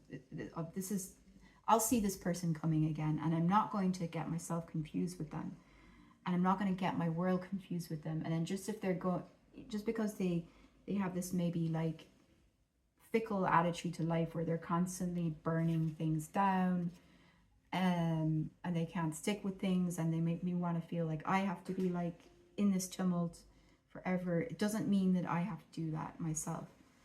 So I think that's what I got for you. But anyway, I feel like there's like some kind of formative like experience here going on. And I also want to say, like, it's a feeling of like, this is going to be fine. Like, you should kind of have fun with it. Like, if you're really worried about it, like, don't be so worried, you know. I think it's like, it could be that you maybe haven't encountered a lot of situations like this in your life, and you worried that this is it, you know, or you're going to lose yourself. But like, what I see in reality is that actually this is a time to be enjoyed. This is a time where you're going to look back, you're going to have lots of stories about various characters, and you should just like roll with it and enjoy it.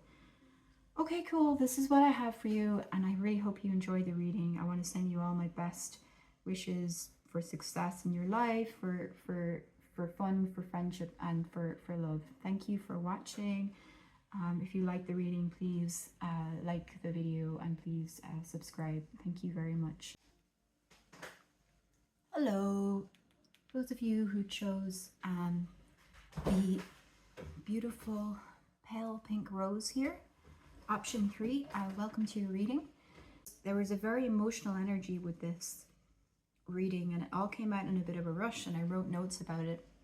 I tend to draw cards in advance and meditate on them, and then I will draw clarifying cards through the reading. But as I said in other segments of this video, nobody wants me to see me shuffle cards, because I'm not exactly like a Vegas like card sharp. I am terrible at it. Maybe I'll get better. But yeah, I will pre-shuffle the cards, and I will just clarify the cards that we have throughout your reading. So I've been using the I Ching, and the I Ching is a beautiful system of divination. It's based on Confucianism. I don't actually, because I'm not of Asian origin, I don't understand it fully from that perspective. I do use it, and I think it's very good, especially for this time of year, because it deals with dualities, with opposites. Yeah, with the tension of opposites. So anyway, without further ado, I will get into it. I thought I nearly said a dew there, something about dew. This is a very, I feel like there's dewiness here. It looks dewy, even though it isn't. Could be a tangent, could be significant, who knows. It's up to you, you know. I mean, anything that stands out to you is part of you, part of your experience, and it's there for you, you know. Even if I don't state what that is, even there's something in the lighting, or there's something I say that I'm not intending to be significant. I don't know why I said that, but it's there. I felt I needed to. Okay, so anyway, for our reading, we've started out with the hexagram number 61. That's known as inner truth, and I'm just going to show you the hexagram here. It's got 6 lines on it. That's why it's called a hexagram, from, you know, 6. And we draw this as the definitive hexagram. It's like a tarot card. Each of the hexagrams have like a symbolic meaning, but they all change forms, and they change into each other, and they change forms through these lines. The lines are the opposites, through the tension between these opposites. And as you can see, if you look closer, some of these lines are straight lines, and others are dotted lines, like you see on road, you know.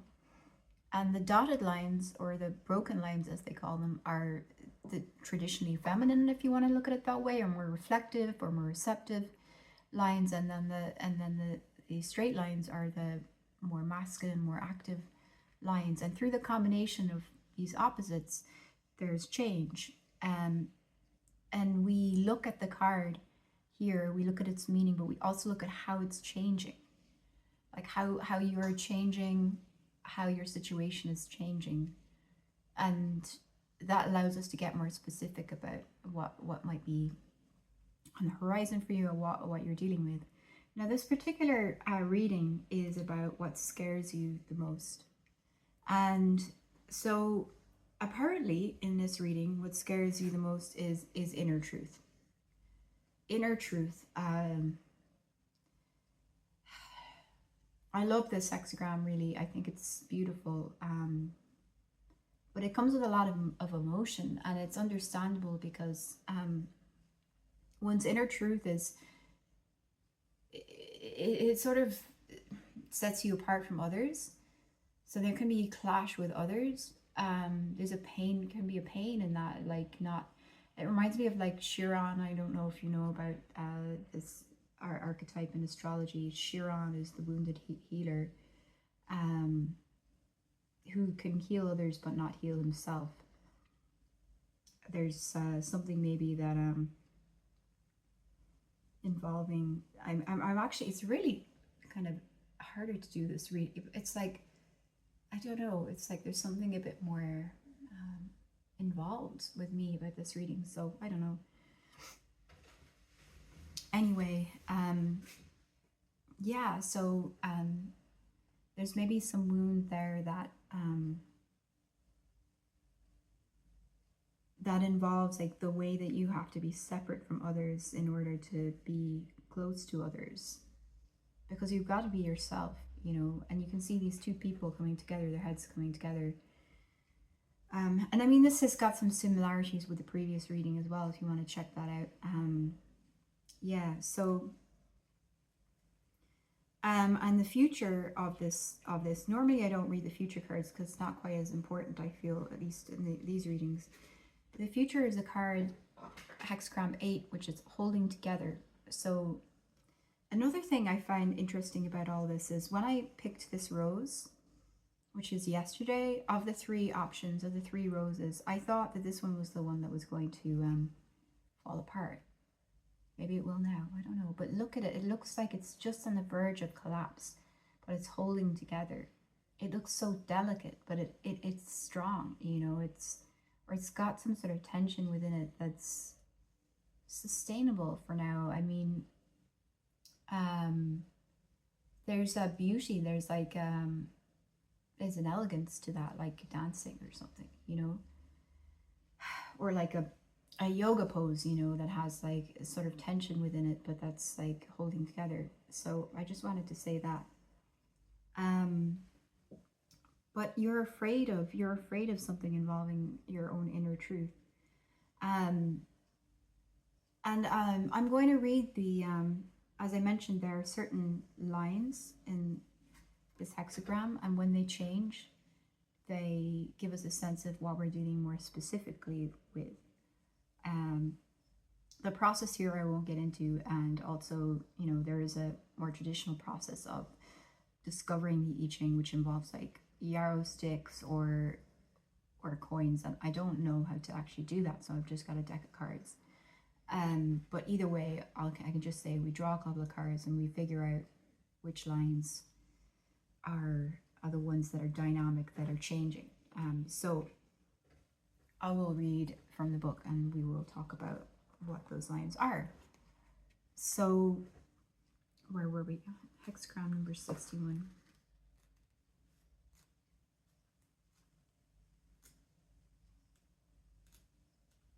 It's towards the end of the book, so it's, I gotta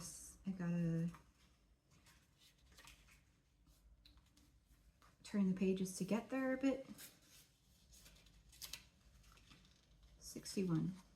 Inner truth. Let's just read out the definition of the hexagram here anyway. You must have access to what lies inside yourself and other people to use the power of inner truth. Approach your environment as openly and free of prejudice as possible. When judging conditions, relationships, or people, try to distance yourself from your own desires and aims. This is the only way you can achieve an objective point of view without distorting reality.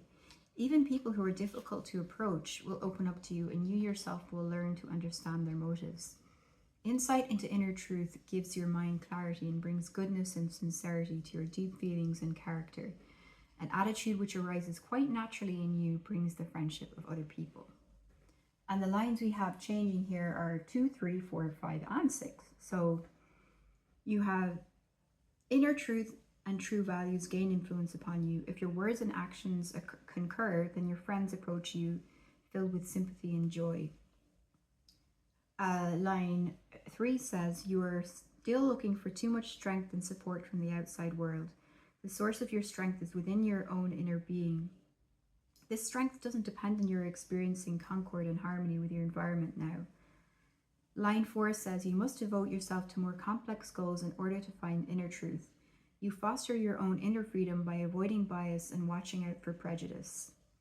Line 5 says, you still have something to learn before you achieve unity and cooperation. Above all, this applies to sensitivity and finding out about desires and yearnings of your fellow human beings. Line 6 says, you may well achieve something temporarily by just using sweet words, but for other people, action must follow in order to attain lasting success. Take this into consideration if you want to realize your aims.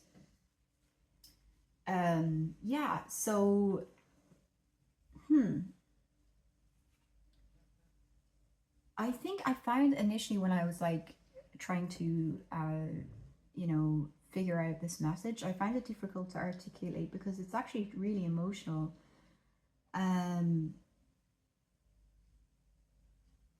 It's almost like this kind of this beautiful rose that's like, as I said, like falling apart. Looks like it's falling apart, but it's actually holding together. It makes me think of someone who's trying not to cry, or even between like joy and tears, like there's some sort of mixing of emotions where you're not really sure what to feel, or you're like just emotionally when you're very tired sometimes and all your emotions are at the surface. It's something like that. Yeah, there's a fear here, and we're going to look at the tarot as well, because we drew some cards to talk about what the fear is. The fear is of this inner truth, the inner truth relating to other people, the lines that we just read there. The fear of like being of having integrity with other people, or maybe losing integrity, wanting so badly maybe to have this communication that you lose your own integrity. And there's a fear. I think this fear is located in something that happened in the past. I think it's something about like being blowing in and out of situations. That whole candle in the wind idea, the Marilyn Monroe, like a candle in the wind, like being temporarily involved in very, very intense situations that meant the world to you, but they didn't last somehow. Or you were like fully involved with something and then you were fully out of it, and there was something about that tension within the situation where you didn't know whether you wanted to be there. One part of you wanted to be there and another part of you didn't. Like you might have felt a lot of love. I feel like you're somebody who feels a lot of love for other people, but then when it's not good for you, whatever relationship it is, or when there's something going wrong, or actually sometimes when it's too good for you, your mind starts to kick in and you start to question. There's a lot of like Libra energy here, and also maybe Cancer energy, and you start to just sort of doubt yourself and flip-flop, and you're either overwhelmed by love and you maybe might be dragged into something you shouldn't be dragged into, or you're kind of overwhelmed by like this doubt and you question something that is actually good, and maybe you ran away from something that was good and there's regret there, or maybe you allowed yourself to be driven away. That's a big sense I'm getting, is like you allowed yourself to be driven away, And what I'm getting is you allowed yourself to be driven away by your own fear of other people discovering your lack of integrity. So it's like a self-fulfilling prophecy, because if you are afraid of other people discovering your lack of integrity, then you're kind of tied to other people and you're trying too hard, in which case you're not entirely being sincere. I mean, you're not entirely being real. You might be sincere, but you're not being real. You're not really presenting yourself as you are. And then because of that, because you're afraid of being found out in some way, then you are less sincere, or you are less real, and maybe you do get kind of like somehow ejected from situations where you really wanted to have a deeper connection, but people didn't know whether you wanted it with them, or you seemed kind of hot and cold or something. I don't know. And then the fear you have is of this. It's like this situation in the past, like, was so. I feel like there was a great sadness with these situations because you really did care about the people, and you're not even sure now whether they were like good for you, or whether you did the right thing, or whatever. I think, and instead of thinking like, oh, that might have just been like the way it was at the time, you're like, I think you think it's maybe like all about you and you did something wrong, but maybe it wasn't. Maybe there was other factors at play, you know. So yeah, for what you're afraid of, we've got the Emperor as well. We've got the Queen of Swords, and we've got the Eight of Pentacles. And I mean, I really think instantly I got the sense of like holding together here is what you're afraid of. And also being, I think the Queen of Swords, along with the Eight of Pentacles, which is about consistency, is being consistent in your maybe your opinions and your communication. And you feel like, I think you feel like there's other people out there who are less emotional maybe and more clinical, and like they always have it worked out, and they're coming from a place of integrity, and they're consistent, and they stand by what they say, and it's like they have this control and this stability. They've stabilized themselves in their own mind, and you're afraid of this. This is like inner truth, and so it's almost like you're afraid of like yeah, it is a bit of a sense of, you know, I think I said this in previous reading, of imposter syndrome. Like, you're afraid of having responsibility, but I think in this sense it's emotional responsibility. But you're also afraid of being the person who doesn't have that responsibility. You don't think that's you somehow. And you don't want to continue being a person who doesn't know what they want, maybe, or something, you know, or isn't speaking their truth, but you don't really feel like you're like the type of person who can be this sharp and kind of you know, truthful and honest and kind of like consistent person who's not tied to emotions. So you're afraid of that, and we're going to see why that's not actually as scary as you think it is. But yeah, I think you really feel like you have an obligation to be unemotional in some way, and you don't want to relive the past, and you don't want to like kind of get deeply involved in something and then bail on it, or have someone bail on you, or have someone discover you're not fully committed and then lose it. I also feel like there was something in this past where you did find perfect resonance with other people. You really did find yourself in this resonance with people where you were really speaking to each other truly, and like I think you really wanted that, but then maybe you lost it. It could be peers in a group. It could be a one-on-one relationship. I'm not quite sure. I feel like it's maybe peers, chosen family, but also maybe a relationship as well. Yeah. it almost feels like there was something unbearable about that experience. It was almost too good to be true. It's like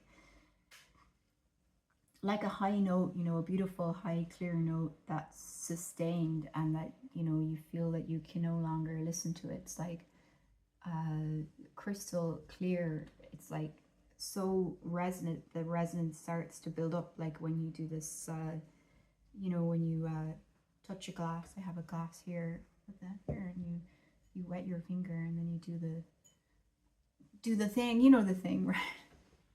Okay, if you don't know it, just look it up. Anyway, I think it works with wine glasses. I'm not sure if it works with glasses that are thicker. And which is interesting. So there's like something about the thinness of the veil, or the thinness of the veneer between you and other people, that breaks down, and a vulnerability, you know, there. Yeah, so I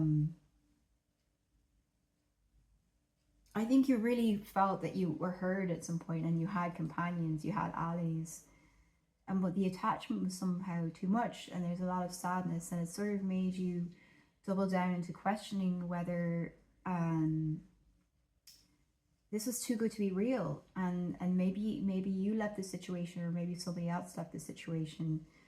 I think there was somebody in the group, or somebody in the relationship, and possibly this is an aspect of yourself as well, that sounded a different note, as sort of a clamorous and discordant note. And I think this isolated you. Like there was some kind of perfect concordance and understanding, and then somebody did something or said something, and it broke that, and it isolated you. And I feel like maybe there's a little bit of a victim mentality. Like you maybe are seeing that there's a person who always exists in groups or relationship to find you out, to try to kind of like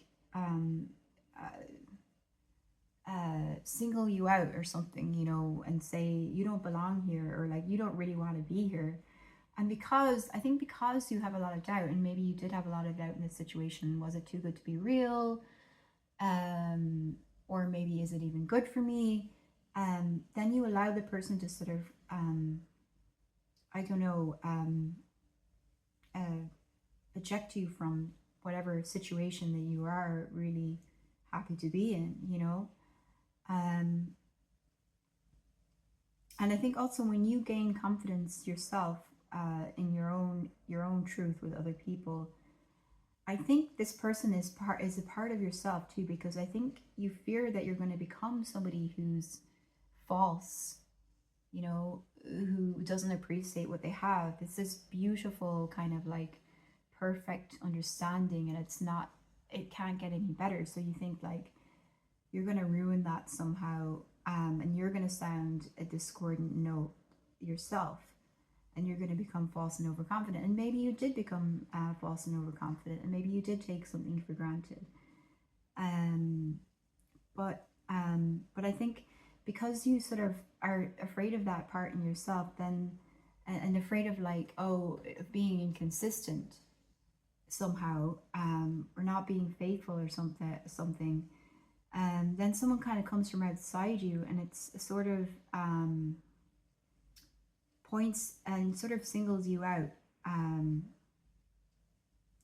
I think you're still in a fragile state when they do this, and they know this, because you don't know yourself, and you don't know where you are in relation to the people around you, but you do know that you care. You do care. Yeah. So I think you are really caring, and I think you kind of can't contact it because you have some doubts, maybe about the people around you, but maybe also about your own ability to be consistent. And I think there's a reason why, whatever it is that you've experienced, where somebody's singling you out, or like they're saying, you know, you're not really in this, or you're not really being sincere, or like they've discovered your doubts, because you're very paranoid about people seeing you and seeing that you have doubts, and somebody will always single that out. And so in a way you might become a bit of a scapegoat, I guess. And you're afraid, I think, both of being the person who's sure and consistent, but you're also afraid of the person who's not.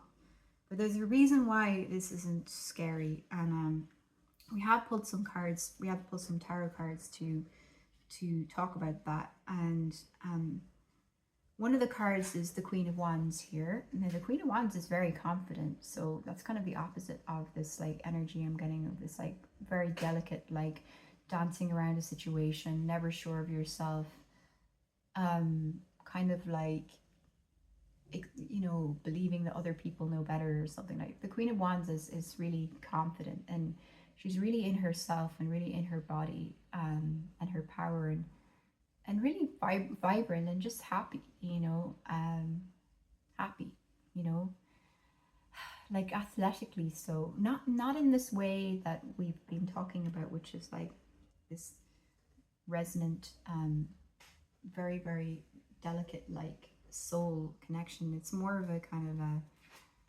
you know, just a bit of more of a robust sort of a personal, just a happiness, radiant happiness. And with that, we have the sun, which is interesting because the sun is about yourself and your, you know, it's about that light that comes from you and other people. You can't fake who you are, you know, it always comes through. There's a radiance there, a clarity there, and a happiness. And then we have the Hanged Man here, and the Hanged Man is like somebody who's just letting it go, who's letting it pass, and he's also seeing things from another perspective. But it could be because he is not somebody the world has maybe accepted, or the world is seeing things along the same perspective as the world. He's sort of like reversed himself, but he's also maybe being reversed, as in somebody has pulled the rug out from under him, you know, and he's not, you know, he's hanging by his foot, so he's kind of like tethered, but he doesn't have a whole lot of control over his movements here, you know, like an upright person would be. He's just kind of dangling, and someone's put him into that position. Maybe he put himself in that position, or someone else did. But you know, like everything is the opposite way. The sky is reversed, you know, the earth is reversed, and but he's okay. He's like kind of chilling out in that mode. Maybe he had someone took his belongings, I don't know, maybe he was mugged, maybe something happened to him where something was taken from him, or he's often seen as a scapegoat as well. I think it's important to say. You know, society often, unfortunately, punishes people in a symbolic way, not because they actually deserve it. It's just like, let's string someone up because we need to see, because the people need to see someone take the blame, you know, and maybe that's been you in a lot of situations, you know. But here with these cards, it's almost like there's a strength in that. I don't know why. I think, well, I have some thoughts about why. So yeah, I mean, and this is why it's not scary. I think it's not why it's not scary to be either consistent or inconsistent in your own truth. Because there's something that radiates naturally when you let go. And I think your power in a situation is more about you and less about you than you know. I think when you're being like scapegoated or singled out, or you're somehow no longer belonging or allowed to belong to a situation and on the outs, it's like being in the spotlight, honest, in a weird way for you. Like it's almost like you know this, like, and it's almost like, I'm not going to say there's narcissism, because I think there's something quite like you're really prepared to make sacrifices for other people, I think. But I think there's maybe something performative in it, and not, you know, that you're this person, you know, that you just take the fall, you know. And in this in this kind of energy, you're very relaxed about it. And you're almost, it's a weird energy. You're almost like more confident, or more, you just let go, you know? And I'm not saying that like, yeah, I'm not saying that you need to continue like just not having your own truth, and just kind of remaining isolated from other people, or like, or something like that, you know, or like not striving to be with other people and belong with other people, like staying as some kind of like exile in a way. But I do think there's a part of you that's comfortable there, in this like spotlight of blame, almost, whether you are the scapegoat or the villain, almost in both roles. You know, it could be that you maybe you're the one who's subjecting people from a group, you know, but whether you're to blame or not, you're almost confident in both roles. There's a show called Glow, The Gorgeous Ladies of Wrestling, and it's about women wrestlers, and I don't want to give away too many spoilers, but basically it centers around this idea in wrestling that you've got to have like a hero, and you've got to like have a golden boy or girl who the crowd roots for, and you got to have a heel, and the heel is the villain. But there's this kind of theme running right throughout the show, that playing either of those roles is actually like, there's a joy to that, you know. And playing the villain is also there's like an ease and a joy, like, and there's like an ease. This is why it feels very like Libra, and there's an ease and a joy to being on either sides of that tension, the tension in this kind of sparring partnership with somebody. So maybe there's something in that where like there's something about how your groups may have involved like an other, like it wasn't just a group or a family, there was like some other within the group that was your kind of your nemesis maybe, or they thought you were their nemesis, or maybe there was like a relationship there that where the reason you had your family or your friends, your or your core people who you really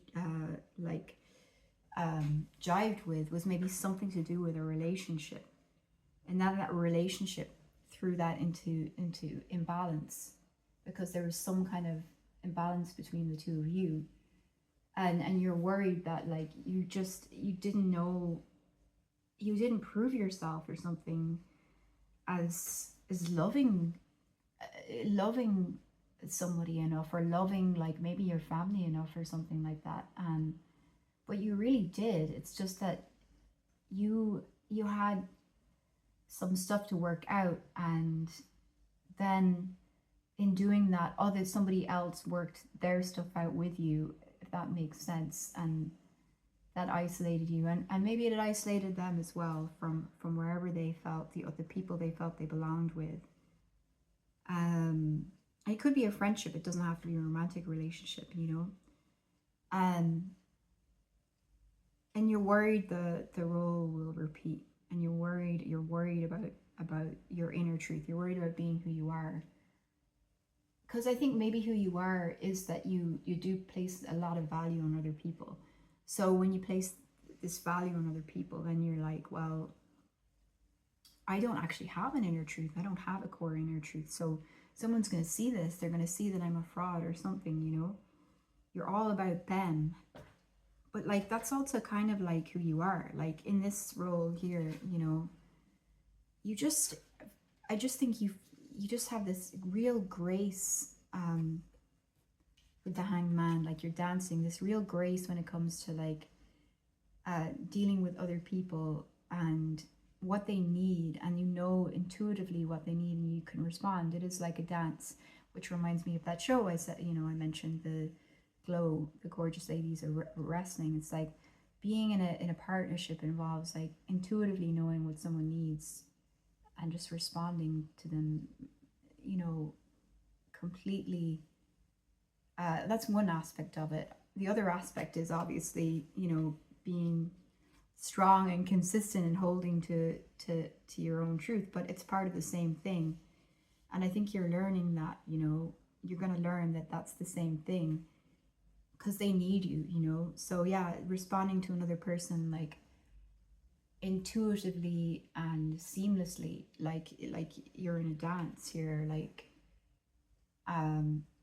you're just letting go, but you're also very confident.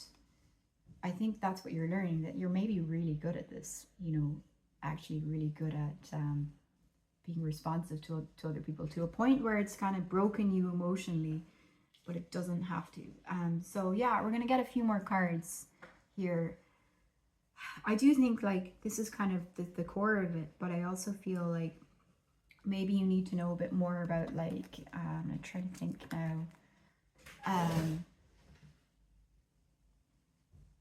Let me think. Where do you go next? Like, how does this not repeat itself? You know, in the same way in which you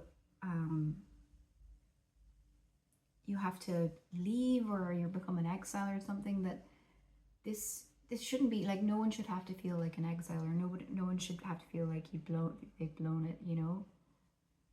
Yeah, where do you go to next? But also, where have you been? Because you need to know, maybe you need to understand like that you made this decisions you made for a reason, you know, that like, you know, that there was some reason that you played that role and it didn't work out. So we're gonna just look at that quite quickly.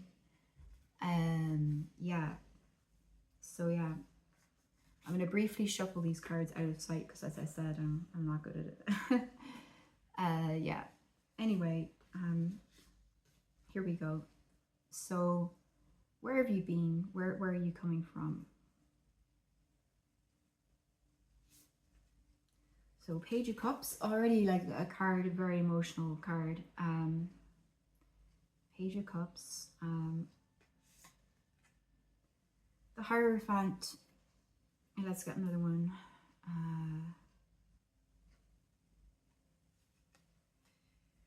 The Seven of Swords, interesting, and the Sun, interesting, so interesting. Okay, and where to next? What happens next? Okay, you got the Star, beautiful card. You've got the Four of Pentacles, again, amazing card, you know, for you, I think. And then let's get another one. You got the Eight of Cups, so interesting. Maybe one more. Okay. Oh. And then you got the Devil. We'll get one more. And the Four of Cups. Okay.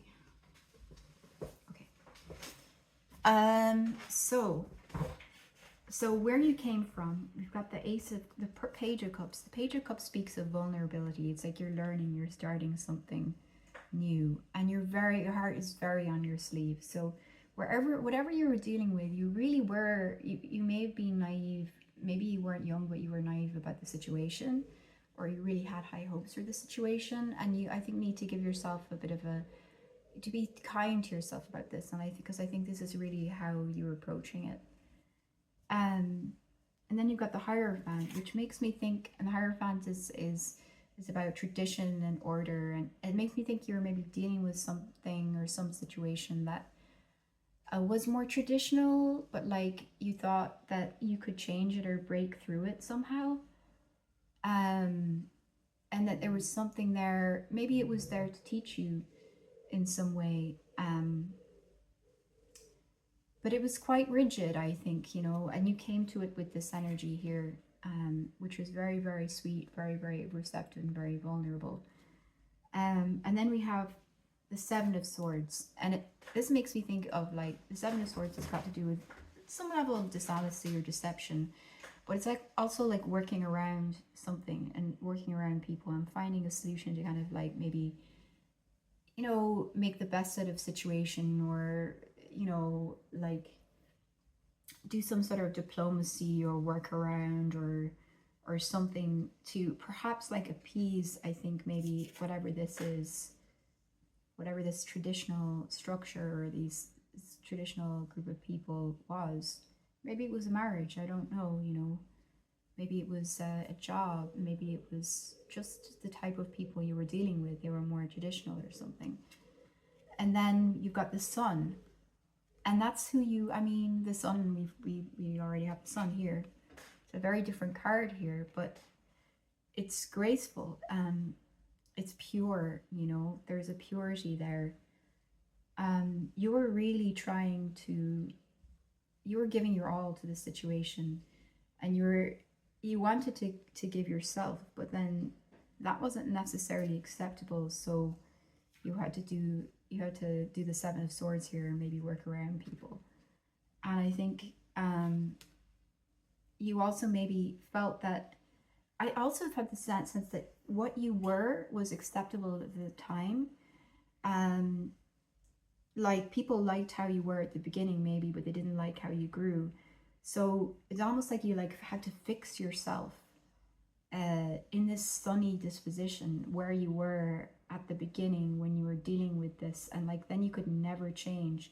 Like this kind of Page of Cups, it's like you can never kind of get beyond that vulnerable stage. You're always like the one who's somehow doesn't know a lot, or is having to kind of like, you know, work around others, or is having to work around something that's more traditional or structured, and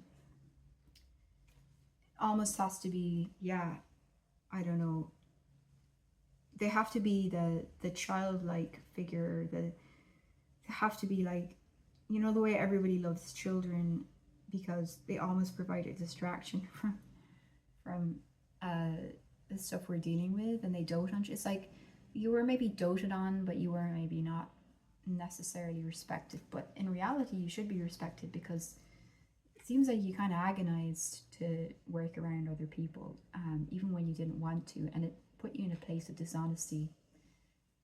You didn't want that, but it's kind of what this rigid sort of rule-based, almost maybe an institution, whatever it is, like it's what this person or this institution, this kind of like person who knew the rules, it's what they made you do, you know. And so where to next? You got the Star. That's fantastic. The Star is like healing. It's you know, something, a long-term prospect that's really good and hopeful. And it's also like a sense of perspective on the whole situation that's really beautiful, and that sees it as part of like a whole process. And it's a guide, there's something guiding about this, a guiding star, like that there's a return to maybe a sense of having, you know, inner guidance rather than being lost to other people. Then you've got the Four of Pentacles, and the Four of Pentacles is great because it speaks of stability, actually specifically material stability. So maybe there's something where you do actually have to sort out your material stability in order to feel this kind of like new beginning, new hope. And not maybe, I know you're a very emotional person, but don't forget that you need the basics. You need certain things in place to protect yourself, to protect your heart. And then you've got the Eight of Cups here, which is like walking away, really just like turning your back on something with great sadness and dignity, like that you actually, you know what you're losing here. You're not being flippant here, and don't think you are, because I think you think you're being flippant, but you're not. I think this reading shows me that you took this quite seriously, whatever this was.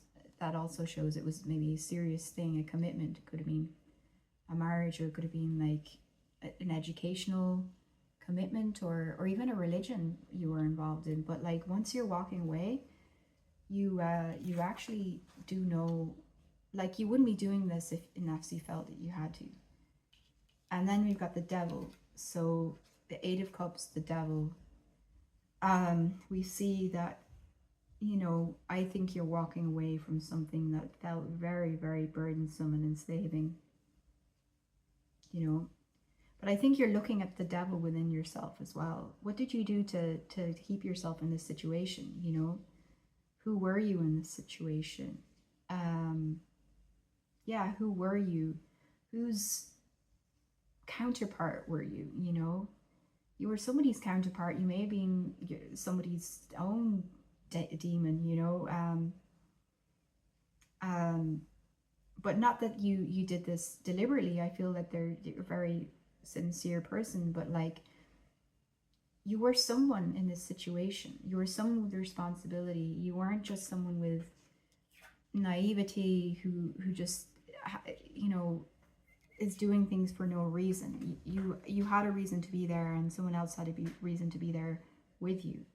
See these people, their heads are down, they're tied together, and they just look stricken down with kind of some sense of despair, like, you know, both of them wanted something maybe, but they couldn't achieve it, you know.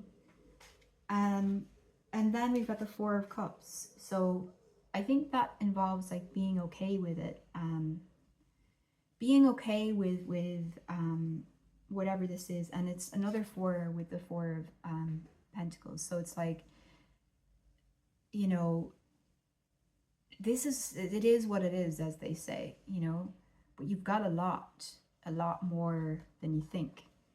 Like this can mean being stuck in a state of stagnancy, but I feel like wherever you are, it's like moving, it's moving forward, it's moving on. It's just slow, maybe, you know, it's slower than you think, and maybe it's slower than you think because you've got like a lot more to unpack here than you realize. This star is moving you forward. You have a guiding star, you have guiding intuition, and you will hold together. This card here says that you also need to examine your own motivations and examine whether you really do want to be in this situation, whatever you do in the future, you know? So, you know, in order for other people to believe in you, not that you have to believe in yourself, but you have to know where you are with them. You have to know who you are with them and what you want to be with other people, like what role you want to play. This like Queen of Wands role. It's like very happy, very relaxed, and very confident. And you know, if you want to be in a situation with somebody, because in a way, like all relationship dynamics involve like this devil situation where, you know, there's a dynamic where you are kind of like in this bound in some sort of a, you know, dynamism, like a, what do they call it in psychology, a dyad with another person. Then you could choose that, you know. I mean, you know, there's consensual things in relationships, in sex or whatever, that where you act out roles, you know, of power, and they can be very healing, you know.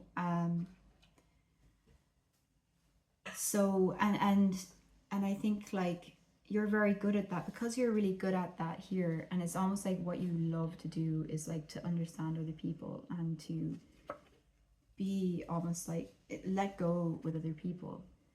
Maybe you need to like reflect on that, just like that you have this strength to offer other people. That's kind of, it seems passive, but it's actually dynamic. It's very graceful. It's a level of grace and a level of responsiveness to other people. And I'm just thinking about this Four of Cups here. I'm wondering what that's about. Maybe I've got a quick card, and then we'll close it out. Yeah, so yeah, this Four of Cups here, what's that about? The Knight of Cups, okay. The Knight of Cups is, again, a very emotional card, and it's about kind of doing what you love. I wonder if maybe you need to just, like, I don't know, realize that there really is never anything wrong with doing what you love, you know? Is this guy just self-absorbed, or is he going nowhere? Or is he just kind of preoccupied with something he really loves to do? Also, you know, if you are going to be the Knight of Cups, then you'll never be bored. If they say, you know, if you do what you love, you won't work a day in your life or something like that. But, you know, maybe likewise with a person, I think that's a great way to, a message to end it on, is like, if you're with somebody who you're in the right role with, in the right dynamic with, you're never going to be bored a day in your life.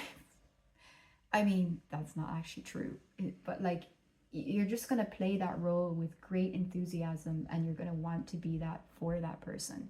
And obviously you need to examine that and see yourself as like an individual in that role, but like, you're not going to be bored. It's like this kind of wrestling analogy, like you found your kind of, you found your role, like you found your what happens when an actor finds their great role that they play. I don't really know. There's some kind of word for the great role that somebody plays in their life, like they're, I can't think of it right now, but anyway, when you found that, like, you can actually become who you are, you know, more in more like sincerely and authentically, than actually if you were very worried that you weren't being sincere and trying desperately like this to be sincere and to be like, you know, to be yourself, when, you know, in a way you might just need to find a role to play. So I think you need to just don't be bored in your relationships, and don't worry about that, and realize that you do have grief, and you for what's past. You really did make that sacrifice. You didn't just throw it away. And whoever acted like you weren't being serious, or you weren't taking something seriously, or you weren't being authentic or whatever, it's not true, you know. You really were. You just doubted yourself.